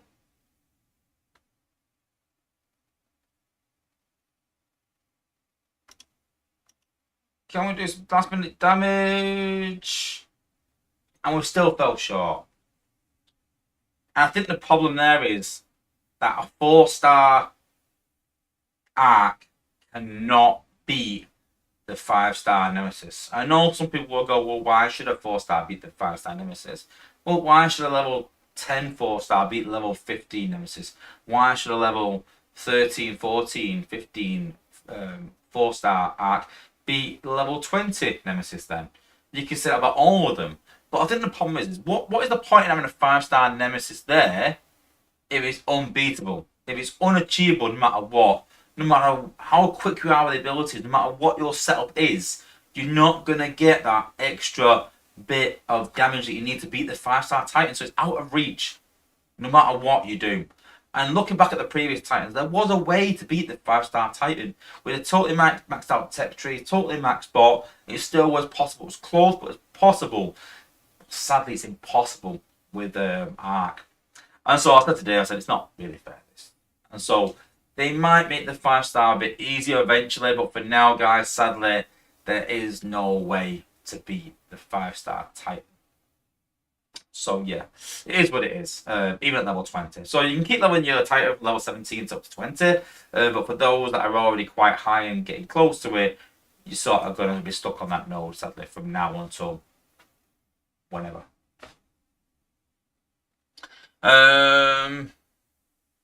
See, Texas put, yeah, there's 4-star one, and there'll be no reason to check the 5-star in the event.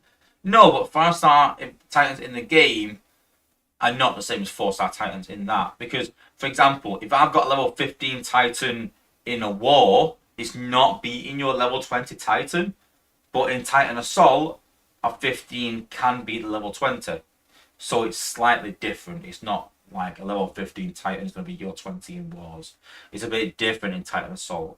And the old 4-star Titans could beat the 5-star. So they've set a precedent there of saying that that is possible and should be possible with the right setup and the right tactics and the right speed of dropping the abilities and whatever.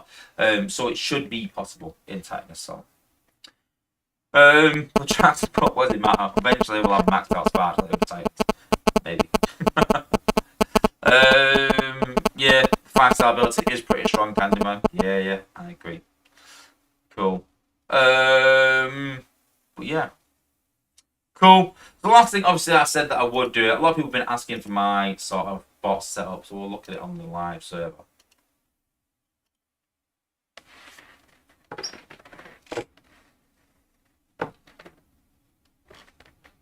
I'm all out of drinks, so lost without you. Just remember, I've never claimed I can sing. Just sing.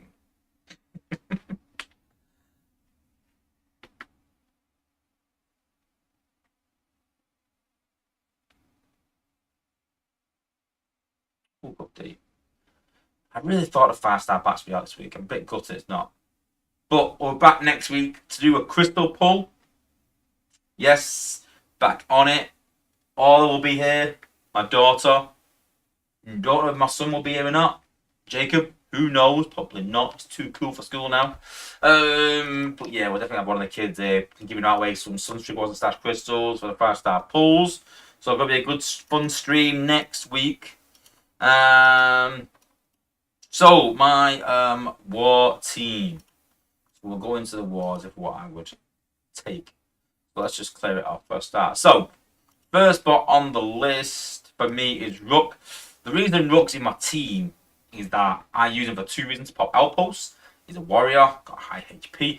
And I've said before that I like my bots to do what they're set to do. And it sounds a bit stupid that you're like, well, of course, yeah, Wozza. But I like my warriors, to be there to protect everyone else. That is their job, nothing else. I'm not really having them for damage, really. And so although Rook's Hollow does do damage, it's not there for that. It's there to pop outposts from range. Now, I've got Quintus on Rook, and the reason for that is people will put Quintus on high damage bots sometimes, but I just feel like some good AoE will take them out very quickly, and there's an argument for and against saying, yeah, but they don't last that long, and I think that at lower levels, I think putting Quintus on a gunner is a lot more beneficial, where I think at higher levels of Prime League, then I think Quintus is better on a higher HP bot, because don't forget Quintus takes a big percentage of your health and damage. So 20% health is more than 20% damage. So 20% of Rook's health is about 7k, where 20% of his damage is what, 70 HP. But I'm not using the shark for damage. So you got to think there that it's 8k health and 70 HP. But if you compare that to a gunner, say, then you're talking what, 150 HP DPS, which is not a massive increase, but the health goes right down to 4k. So a double DPS is not as big as double HP, if that makes sense. If you double the HP of a bot and double DPS, you notice the HP a lot more. So for me, Quintus going on Rook suits a lot better. Then I have Shield Run. The reason I've got Shield Run is that when you drop him on the launch pad, you get a free pop of any outpost that can get pop from the launch pad. So it saves you ability points. It saves you 5 ability points. So rather than using Rook twice per outpost, I find that I'm only using him once. And also the fact that it obviously protects Rook from damage, and it also disables defenses. So yeah, I think that's really well set up for Rook. The Quintus Shark also protect Rook from getting killed as quick. So it's just a matter of from the launch pad, don't just drop Rook and let him walk off. Drop Rook, do some kind of damage to some defense to take them out, and it protects Rook from the sharks. You know, 3 or 4 sharks run out with 8k health, 8, 16, 24, 32k health right in front of him for, you know, so many seconds. So Rook's the first spot on the shuttle. Next one is pipes. Now I know a lot of people use the bash breaker and use the liage core and rush him into the MDS cluster with the healing.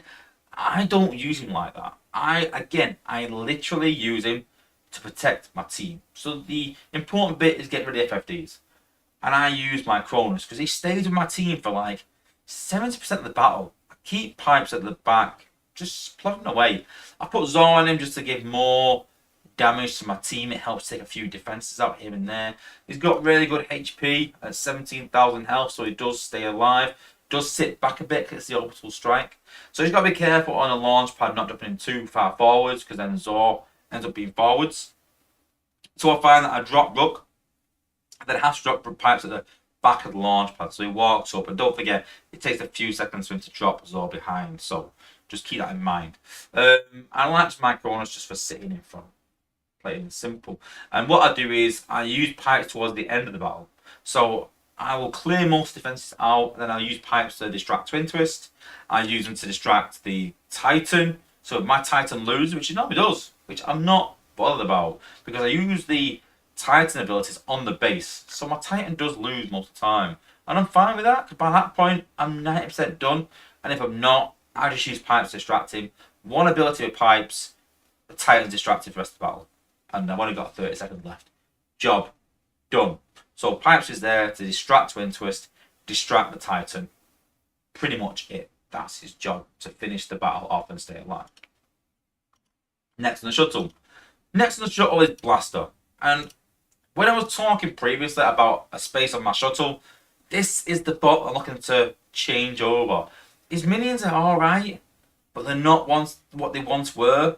4 minions at 15k health is okay. But unlike Quintus is free. It pumps them out for free. Whereas these minions sort of cost you and they do go away quite quickly. So do the Quintus sharks, but you replenish them for free. But you don't with the minions. And so I find that before, back in the HU17 days, I would drop Blaster's minions and they would last like a good half the battle. Whereas now you're finding they're gone very quickly. So I do want to change him out. I've got the Nexus Prime Core in there, simply to increase the damage that my combiner is doing. And I've always found that works really well. It's only, what, 33% increase, but it helps just to do that damage to the combiner, especially with Ruination now doing all the damage it does. That 33% extra is a massive increase. So I do like having Nexus in my team. Trexodon, simple to healing. Again, I'm not convinced by Blaster. I wouldn't say it's like a must-have bot in my team, but it does a job right now. I need another tank in there. So the question is, who am I replacing Blaster with? Do I replace it with Ironhide, another Russian warrior? Do I replace it with Inferno? Do I replace it with Aerial? Do I replace it with Drift? Got a few options there. Do I want another bot rushes ahead? I don't know. There's a few options. Like I said, do I put Brawn back in? But I'd like to have 3 tanks in there. So it's all a bit up in the air what I'm doing with Blaster right now. Next on the list is Sea Spray. Sea Spray, absolutely unbelievable bot still. I actually have a command Blackjack on him, not a VM.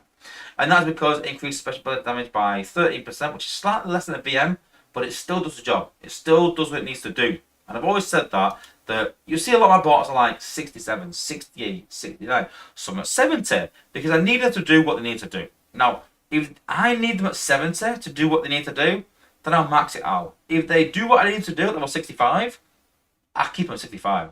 I'm not too bothered about the DPS and the health. I'm more bothered about the job that they need to do and them doing that. And I know that a lot of people will talk about ranks and things like that. And my attitude always is, listen, I do very well in wars. Not perfect, but very well. Very well.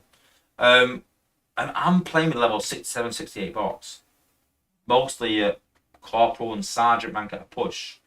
So you don't need these captain ranks. You don't need maxed out bots to do well. You just need a good setup, you need a good understanding of the game, and just some tactical knowledge of pathing and getting through bases, and looking at the shortfalls of bases and how you can take advantage of that. And that's pretty much it.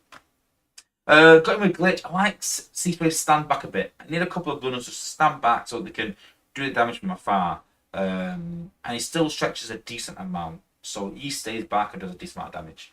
So he's a permanent one on my shuttle all day, every day.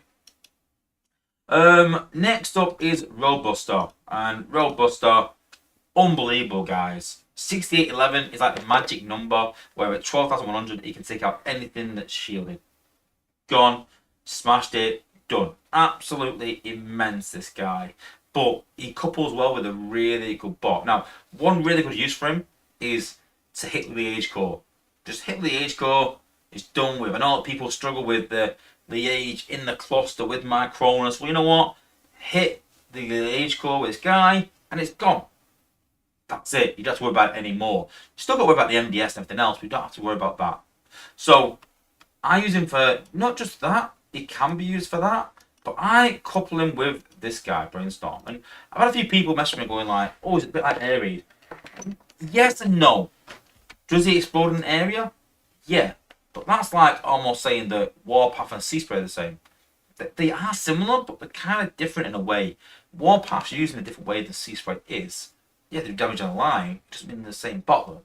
And so the reason I use Brainstorm rather than Air Raid is that Brainstorm not only engulfs the area in a bomb waiting to go off, but it slows them as well. So the MDS is hitting your bot, you can throw Brainstorm on it. And there's one big advantage that I like from Brainstorm over Air Raid. Now, when you drop Brainstorm on a defense and you hit a certain defense, it does damage in that area. But the damage, the defenses that are left, you can go ahead again and it triggers the bomb again. So you can get 1, 2, even 3 sometimes big explosions out of Brainstorm. Now you can have this same effect with Air Raid if you drop 2 bombs and then take out. But I just think that the time it takes to drop him and come back and drop him and come back, I just prefer Brainstorm. And it actually works out more cost effective if you're going to keep using Air Raid twice to actually do damage in an area. If you look at Air Raid, what's his cost? Is 3 plus 2, so it's 3 plus 5. So that is 8, whereas Brainstorm for 1 costs 6. So you can use Brainstorm once and then you can hit it with 2 triggers and it takes out the whole cluster. I generally use him, like I said, with Roadbuster, drop Brainstorm, Roadbuster on the shield gen, Roadbuster on the furthest defense because you're damage on a line to target, which does more, and that generally gets rid of the cluster. The only time you'll struggle with that is if you use Brainstorm, you use Roadbuster on the shield gen, and you try and take out the defenses closest to you because you don't do damage on the way. And sometimes there's a slither of health on the my Cronus core, and that can sometimes heal the structure back again. And that's where you need to use a bot to clear up, and that's where it can really struggle. And the last guaranteed space on my shuttle is Minerva. Best healer in the game. I don't think, all these, I don't think you'll see anyone say anyone other than Pipes the best bot in the game. And I don't think you'll find anyone else that will say Minerva's not the best healer in the game. Hands down. All the rest of the bots are sort of like, is my opinion, and other people might have a different opinion. But for me, Minerva is definitely the best. I don't think anyone would disagree with that. Only at level 66. All I need it for. But that Alpha Trion core is so important, guys. I don't think anyone should go to war without Quintus and without Alpha Trion. Honestly, get an ability point every 8.5 seconds. So over the length of a battle, you're talking 3 minutes if you last the total length, which is unlikely for most top players. But if you do, that's 180 seconds. That's extra 25 ability points. 25 ability points over a battle is OP to hell. OP to hell. You can't go to war without it, guys. Honestly, probably the most important prime core there is that you've got to have in your team.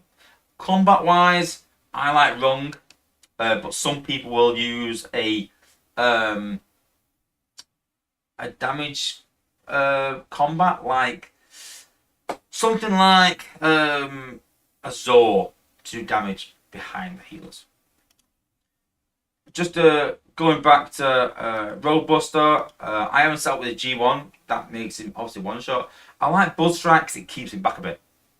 It keeps him back from getting in trouble. Does damage in area. It's got 1000 DPS. That's a lot of damage in an area because Buzz Strike does 2 times the bot's DPS targets hit by it. So every 6 seconds he's doing 2000 damage in a line. So a lot of damage. So Buzz Strikes are a really good combat. And then for Brainstorm, in terms of setup to the combat, you got to have Nightstick. Nightstick's the must have in your team. Absolutely immense combat. Got to have it. I have the 5-star in there. And then after that, this is sort of situational. And this is where I sort of change my playstyle depending. So if I want to do some AoE damage, if it's a lot of like little clusters, I use Skids and I use Sea Spray. And I put Top Shot in there to mix with the fire to give that sort of elemental damage. And so you can do some great damage in an area, quite cheap for level for 5 ability points. The G1 has healing, so that helps. There's a lot of anti-healing build bots. I can use Skids. So I use Skids when there's a lot of like clusters that are not around the MDS. You can take them out quite easily. If defenses are spaced out, I like to use 6-gun, again with Nightstick. He does obviously fire damage with acid, it helps. So I tend to put acid combats, Nightstick, on fire bots. That makes sense, that helps. Or just doubling up the obviously acid if you can. Just giving it more acid, but try and get some fire and acid in your team if you can. A little bit helps. Obviously volatile mixture, and then obviously you've got the Nightstick to help that. But I tend to use 6-gun if I'm trying to pick out some defenses from range. He actually has an incredible range. It is 8 ability points, but he can take out 2 or 3 defenses for 8 ability points. So these sort of front-loaded resource buildings, back-loaded defense buildings, layouts, I tend to use Warpath to take out the FFDs, and I'll use 6-gun maybe once, twice, to take out some key structures. And then after that, there's not much left to finish off. It's then just using Ruination to take out most of the key defenses, distract the outposts and the combiner. So pretty much job done. And then we've also got no, not Slash. And then we've also got Bumblebee, again with Alchemist and Flat to keep them alive. I tend to use Bumblebee if there's a heavy front-loaded lot of defenses and there's electric core. I can take that core out quite easily with the bot and then sort of spam Bumblebee in that sort of clustered area. So front-loaded bases, I use Bumblebee quite a lot. I think people are aware of that, so they tend to use the electric core, but they only ever use one. That's what I've found.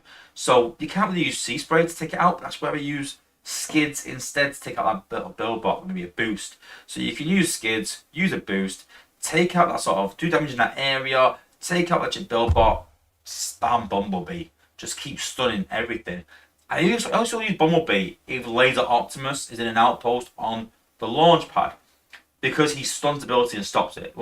Laser Optimus can do a lot of damage and a lot of stun, and so you get caught out sometimes with Pipes walking off, because Pipes doesn't get affected by stun, so you find that the rest of your bot stays still, Pipe walks ahead, and Pipes takes all the damage and get in trouble quite quickly. So putting Laser Optimus on your launch pad is quite a good technique, but also putting Bumblebee in your team to counter that, just to stun Laser Optimus and just take him out of it completely, and he does nothing.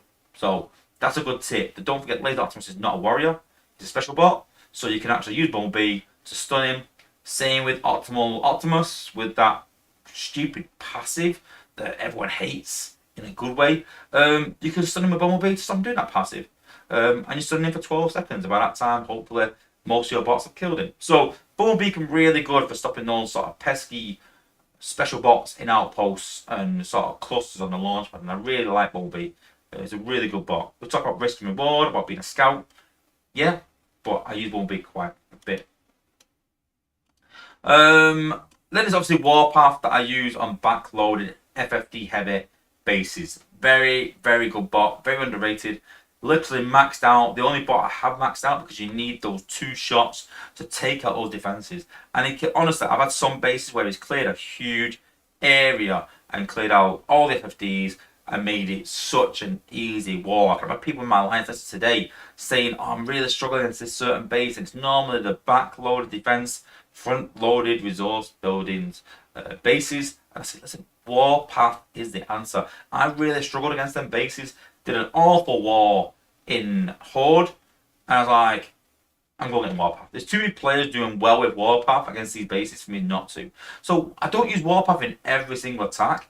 I use them in a specific base. And you can see there that I'm saying to this, and on this base I use this, on this base I use that. And I try and change my tactics depending on the base to get the best result possible. And that's how I sort of very specifically tailor my attacks. And you sometimes need to think like that to get the best of them. And then talking outpost bots, so I've literally got Laser Optimus with his G1 with Sidetrack. Sidetrack does a lot of damage very quickly, really good combat. I've got Optimal Optimus with Big Daddy. I've got Primer because he sort of like cryo shells, freezes them, then put Primer on them, and then sort of you got Big Daddy as well doing damage from behind. So another really good bot. I actually sometimes put 6 gun in outpost, but what worries me about having gunners in outpost and hot rod as well is that when you do, unless you have the age on them, then you tend to find that they do well ability wise, but then they sort of turn on their own base. And so I don't really like gunners in outposts as a rule, unless you're going to put the age on, but then you lose a lot into a hot rod in his G1, into a 6 gun volatile mixture. So it's not the best idea. Slashing an outpost, not convinced yet. I'm still trying to slash bases here and there. Not really working out. But I do like slash that invisibility. Can cause a few pathing problems, but I'm not sold. Twin Twist is the god of outposts. Must have. Definitely. With Amalgamous Core, Big Daddy, massive obviously combat for me. Killing your bots from range can really, really pesky. Can take ability points to take them out. Wasted ability points. So Big Daddy is a huge bot for me. Absolutely incredible. Smoke screen, sometimes I put in an outpost just for that single snipe that he could do that does unbelievable damage in an area. And then obviously with his glass gas now as well, and that helps him take them bots out. But just very easy to kill. If he's sat behind a wall and sat behind other other bots, and you combine them, then yeah, he can just pick off your bots one by one. It could be absolutely crazy. But if not, very easy to counter. Literally, you just walk up to him and just do split bit of damage, and he's dead. And same as that, you get too close even, you can turn back on his base with Liege, especially with a sack bot. So you need to be careful of that. Red alert. very good bot. Vector Prime Core is pretty much a must stay for him because it brings all your bot, brings him right back to life again. And with that 30k HP, he's got 60k HP then. It's absolutely crazy. And you've got the Cosmic Rust Blaster on him. And the reason I put the Cosmic Rust Blaster is that it literally, you receive 30% more damage from elements. So you've got acid, fire, electricity. So I've got Laser Optimus doing that electrical bounce. And then I've got Nightstick maybe on some of the if I put Hot Rod in or I put Six Gun in, I'll generally switch around and put Nightstick on them for that reason. And so then it is doing more damage in the slowdown. I just think that Cosmic Rust Blaster could be interesting on defense. I'm not sold yet. I'm not going to sit here and say, yes, this is what you need to put on him. I'm testing it out. I'm not too sure yet. But I'm just going to do a bit of a play around with that. And that, I think that's pretty much it. That's pretty much my team. That's pretty much my defenses. Everyone else I don't really use for one reason or another without going too in depth. But that's my war team and the sort of setup and why I set up the ways I do. And I hope that helps you in some way to go away and set your team up however you sort of feel that you need to and what will benefit. You don't have to have these bots. But I always say to people that you need a solution for that cluster other than your combiner. Sometimes if your combiner doesn't work, you're done. You've got to have a solution. So before you start anything, guys, have a solution for that cluster. And I mean a solution, not something that sometimes works. Have a solution. Once you've got that, you'll find the game gets a lot easier. Once you've got a counter for Twin Twist, I've got pipes, but then there was times where I lost pipes early. I'm like, well, I'm dead. That's why I've got Brainstorm as well. I can use Brainstorm to stop Twin Twist. I've got a backup, and I like backups. That's why sometimes I'll take Sea Spray, but I've got Skids. I've got two that can do AoE damage. I've got Bumblebee there for AoE. So I'm always thinking, what if the worst happens? Again, like I said, I've got pipes that can distract the Titan. If he dies, currently, I've got Rook, I've got Blaster. They can distract it as well. I've got other plans in place. I've got a backup. So always sort of think to yourself, like, if I lose one bot, this specific bot, can I still succeed at beating this base? And that's how you sort of become a top player for me, is having different options in your team and being able to not just depend on one bot, and then if you lose that bot going wrong, but you can depend on another bot instead to help tackle that base. And so, yeah, I hope you take this competition away. Go and put it into your team, change your combats round, change your cores round, change your whole competition of your team, and I hope it improves your in wars in some way.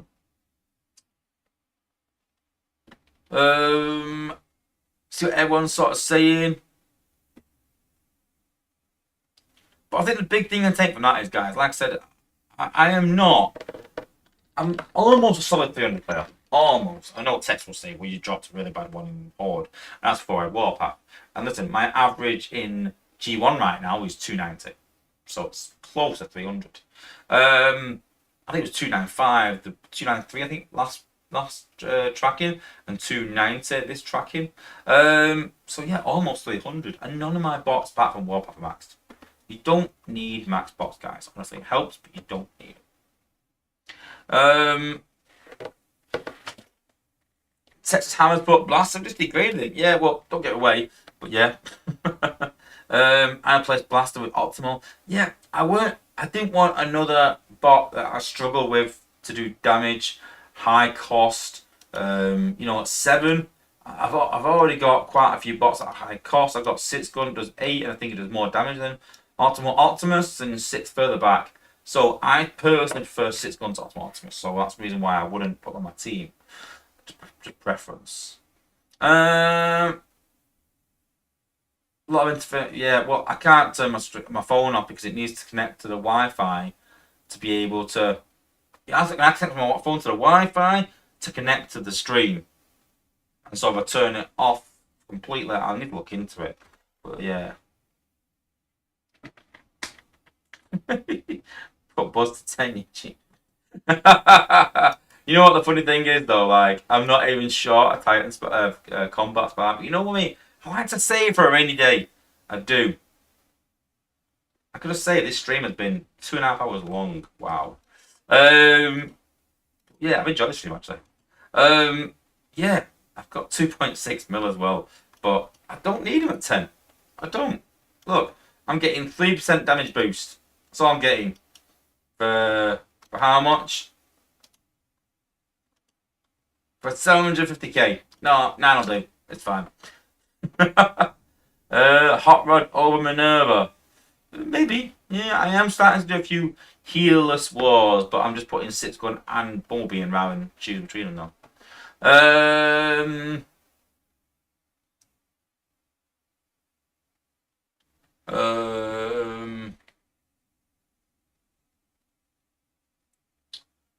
Yeah, Red Alert, Hot Rod on defense is a killer. It's just like I said, the liege core we care about. Yeah, oh good, yeah. So J-Well's got a good point then. Stop lock, drop a tank to pop the outpost, then drop optimal to freeze him. Good idea. Texas hashtag Warpath every base. J-Well's put, I still have Warpath as a guaranteed pull. Been there for a long time now. Maybe I'll pull someday. I would, honestly. Grimlock Blue Streak is the new answer. Very good bot. Yeah, very good. That's like you sitting on pipes. I hated Russian Warriors for such a long time. Hated them. When it's instilled in you for so long. Yeah, Grimlock's put those front-loaded bases with resource buildings. Blue Streak can have many points to play with. True. I do want Blue Streak eventually. I couldn't. The problem was when Blue Streak came out, it was obviously madness for me in terms of work. Anytime from like mid-November to December, I'll never do an endurance ever.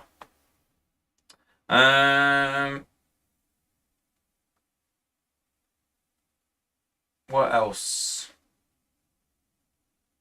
J-Walk convinces for Warpath. What is it good for? Or taking out build bots. Taking out build bots and defenses from range to get a whole line out. So you got to think like all these lines. So even there, look at this line. You got a line there. People go for the build bots. But you don't need to. You can go for the defenses.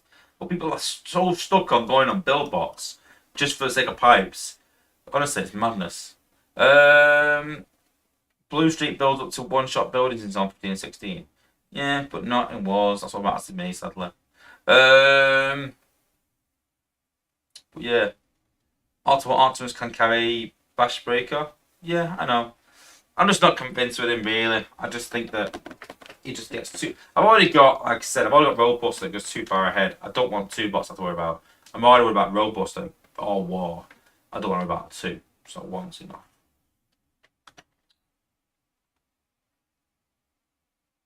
Cool. Well, I think that's it, guys. 2.5 hours of me waffling on. Well, I hope you've enjoyed it. I've enjoyed it, actually. It's been good fun, actually, going through some of my teams and sort of chatting in between and having some Q&A. So, yeah, I really appreciate it. It's good to see Tax, obviously, in the chat. I think we've gone a bit later than normal. So, really cool to see him as well. So, thank you to Tex, as always. Just done a few videos, Tex. So, you can probably see the first part 1 available now. Part 2 and part 3 is available to my members. So, if you're a member, go and check them out, guys. If you want to see part 2 and part 3 of mine and Texas rating videos, then consider becoming a member. So go and check them out. And obviously supporting me doing that. So yeah, if you do, then thank you in advance. But yeah, thanks to everyone for joining. Thank you, Michael Cooper. Cheers, well, for a great stream. Thank you. And yeah, see you next Thursday, guys. Hope you like the stream. Thanks for joining. And as always, guys, peace out, guys.